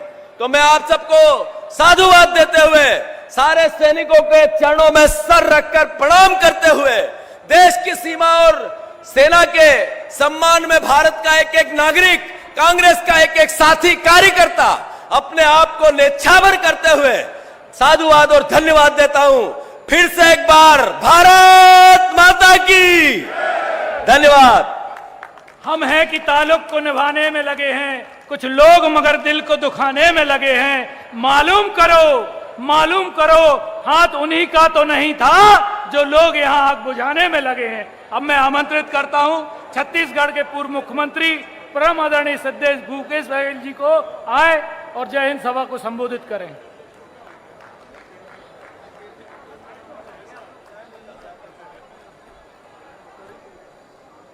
अखिल भारतीय कांग्रेस कमेटी के निर्देश पर प्रदेश कांग्रेस कमेटी के द्वारा न्यायधानी जबलपुर में जय हिंद सभा का आयोजन,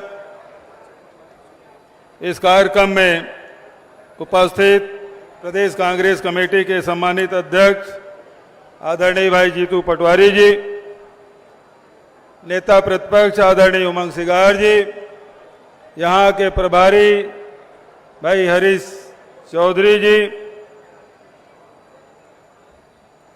पूर्व मुख्यमंत्री आदरणीय दिग्विजय सिंह जी, आदरणीय कमलनाथ जी, आदरणीय भूरिया जी, आदरणीय अरुण यादव जी, आदरणीय तनखा साहब, मंचस्थ सभी हमारे नेतागण, मैं जिसका भी नाम नहीं लूंगा वो नाराज होंगे, घनघोरिया जी बुरा तो नहीं मानेंगे, तो इसलिए सभी को मैं हाथ जोड़ के नमन करता हूं, क्योंकि बहुत देर हो चुका है, और आप सबके धैर्य को प्रणाम करता हूं कि लंबा कार्यक्रम चला, फिर भी आप धैर्य पूर्वक यहाँ भीषण गर्मी में बैठे। मैं आप सबको नमन करता हूं उन नौजवानों को जो देश के सीमाओं की रक्षा में अपना सर्वोच्च बलिदान दिया है, उन्हें नमन करता हूं आदरणीय अहिल्याबाई होलकर को, जिसके 300वीं जयंती है, मैं नमन करता हूं रानी दुर्गावती को, मैं नमन करता हूं सुभाष चंद्र बोस को, जो यही त्रिपुरी सम्मेलन में दूसरे बार कांग्रेस के राष्ट्रीय अध्यक्ष बने और उन्होंने नारा दिया जय हिंद का। मैं नमन करता हूं इंदिरा गांधी को, जिनके नेतृत्व में निक्सन को भी के दबाव में न आते हुए युद्ध जारी रखा और पाकिस्तान के 2 टुकड़े करके बांग्लादेश बनाया। मैं उन महान सपूतों को नमन करता हूं कि देश दुनिया में सबसे ज्यादा सैनिकों का यदि समर्पण कराया तो भारतीय सेना ने कराया। पाकिस्तान के 93,000 सैनिकों का समर्पण उन्होंने बांग्लादेश में कराया। उन सेनानियों को, उन सेना के जवानों को, अधिकारियों को नमन करता हूं।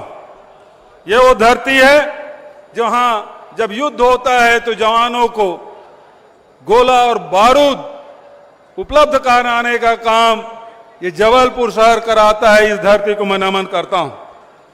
आदरणीय साथियों, अभी जो बात आई पहलगाम की घटना से, भारतीय जनता पार्टी की सरकार लगातार ये कहती रही कि बहुत शांत है और आप बिना डरे बिना भय के आप कश्मीर जाएं, यात्रा करें। हजारों परिवार यात्रा किए, पहलगाम गए, 2000 से अधिक लोग वहां उपस्थित थे, लेकिन सुरक्षा में एक जवान भी नहीं था, एक पुलिस की सिपाही भी नहीं था। दुर्भाग्यजनक बात यह है, वहां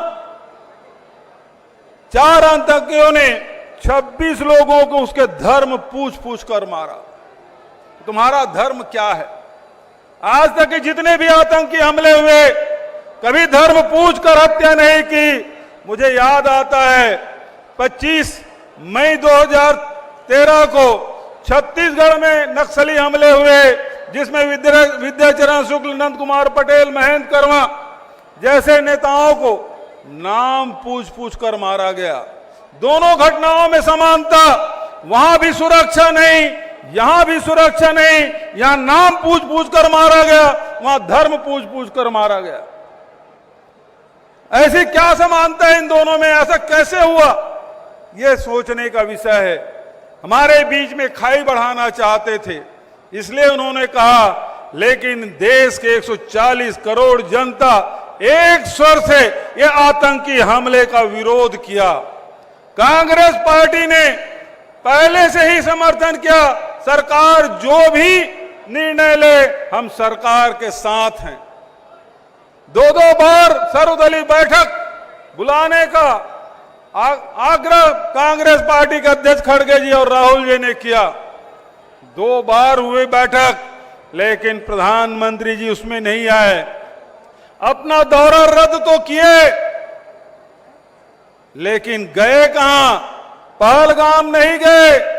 वहां जो आतंकी पीड़ित हैं उनसे मिले नहीं, परिवार वालों से नहीं मिले और गए चुनाव प्रचार करने बिहार। देश उद्वेलित था कि कब आतंकियों का मुंहतोड़ जवाब देंगे। भारतीय जनता पार्टी के लोग उस समय भी राजनीति कर रहे थे, वो सवाल पूछ रहे थे, लेकिन हम लोग धैर्यपूर्वक कांग्रेस पार्टी ने कहा कि हम भारत सरकार की समर्थन करते हैं, जो भी फैसला ले। और उस फैसले में जब ऑपरेशन सिंदूर हुआ, उस समय भी कांग्रेस पार्टी पूरी मजबूती के साथ, सरकार के साथ और सेना के साथ खड़ी हुई थी। लेकिन दुर्भाग्यजनक बात यह है, उस समय भी भारतीय जनता पार्टी के लोग कांग्रेस से सवाल कर रहे थे। वो पूछ रहे थे कि मुंबई हमले में आपने जवाबी हमला क्यों नहीं किया? आज सवाल का जवाब देने का अवसर है। मनमोहन सिंह जी चुप रहते थे, लेकिन कारगर कदम उठाते थे, मजबूत कदम उठाते थे। उन आतंकवादियों को वहीं बॉम्बे में उनकी हत्या करो, उनको मौत के गले उतार दिया। मनमोहन सिंह जी ने एनएसजी उतारा, एक कसाब बचा था उसे भी जिंदा पकड़ा और उसके बाद उसके भी फांसी की सजा मिली। लेकिन मैं मोदी जी से पूछना चाहता हूं कि पहलगाम में जब घटना घटी, आपने एनएसजी क्यों नहीं उतारा? आप सेना क्यों नहीं उतारे? आप वहां के अर्धसैनिक बल को क्यों घेरा करने का आदेश नहीं दिया? पुलिस के जवानों को घेरा करने का की जिम्मेदारी क्यों नहीं सौंपी? और सवाल इस बात का है, मनमोहन सिंह जी तो एनएसजी उतारे थे, लेकिन मोदी जी आपने तो अमित शाह को उतारा। आज भी 4 आतंकी कहां हैं? देश की जनता जानना चाहती है। ये सवाल आज भी है। पहला सवाल कि वहां सुरक्षा व्यवस्था क्यों नहीं? दूसरा सवाल, वो 4 आतंकी कहां हैं? आज भी सरकार के पास जवाब नहीं। तीसरा सवाल यह है कि आपने अमेरिका के दबाव में सीज फायर क्यों किया? चौथा सवाल यह है कि सीज फायर किया तो निर्णय किसने लिया? अधिकारी स्तर पर कि सरकार के स्तर पर? पांचवा सवाल यह है कि शर्त आपके क्या है?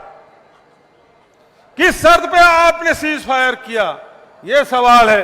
हमारे जवानों को जब मौका मिला, जब जब भी भारतीय सेना को कोई जिम्मेदारी सौंपी गई, चाहे 1948 की बात हो, चाहे 65 की बात हो, चाहे 71 की बात हो, चाहे कारगिल की बात हो, सेना ने अपना सर्वोच्च प्रदर्शन किया।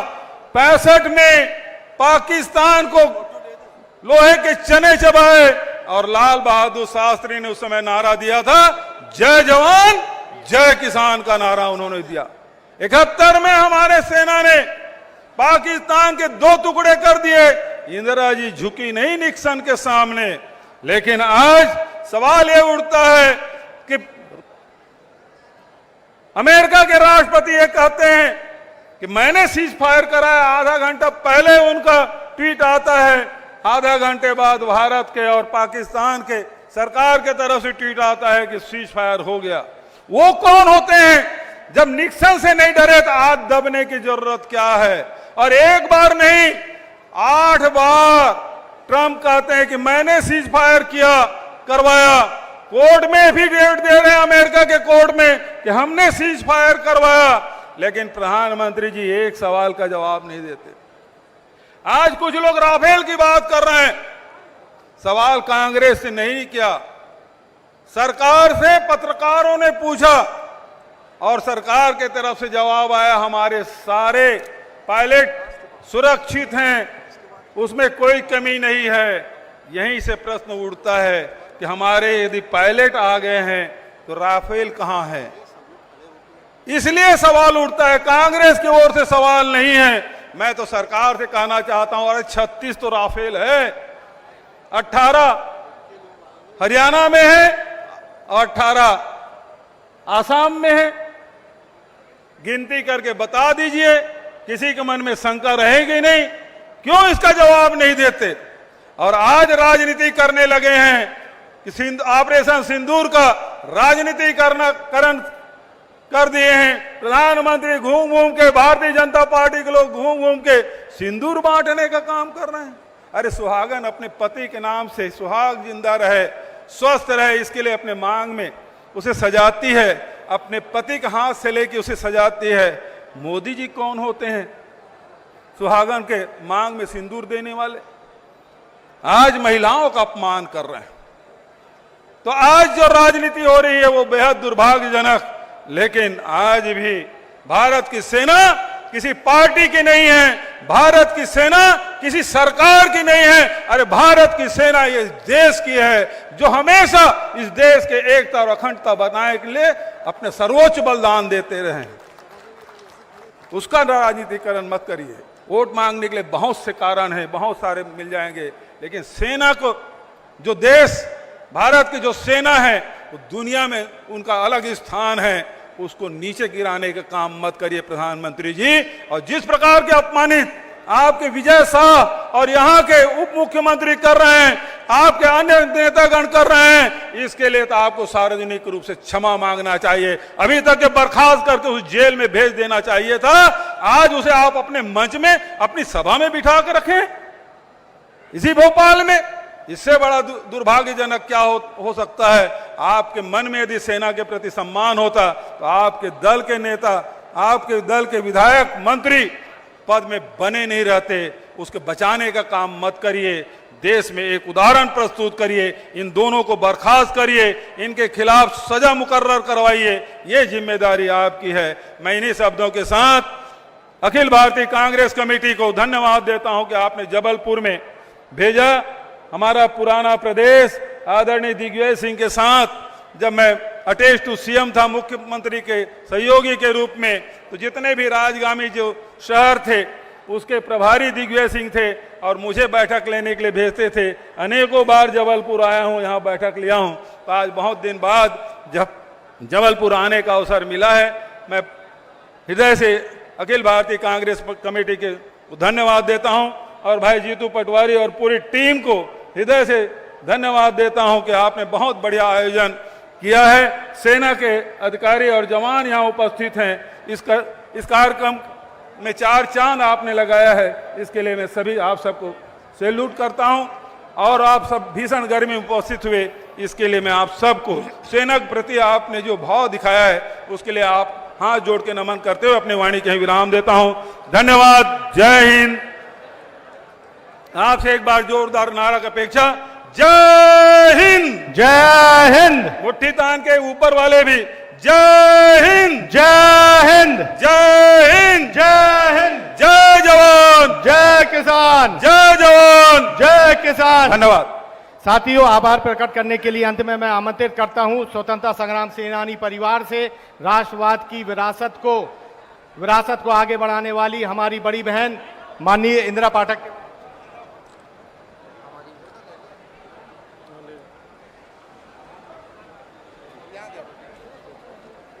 सम्मानीय पधारे अतिथियों का हार्दिक स्वागत है। लिए हथियार दुश्मन ताक में बैठा उधर और हम तैयार हैं सीना लिए अपना इधर।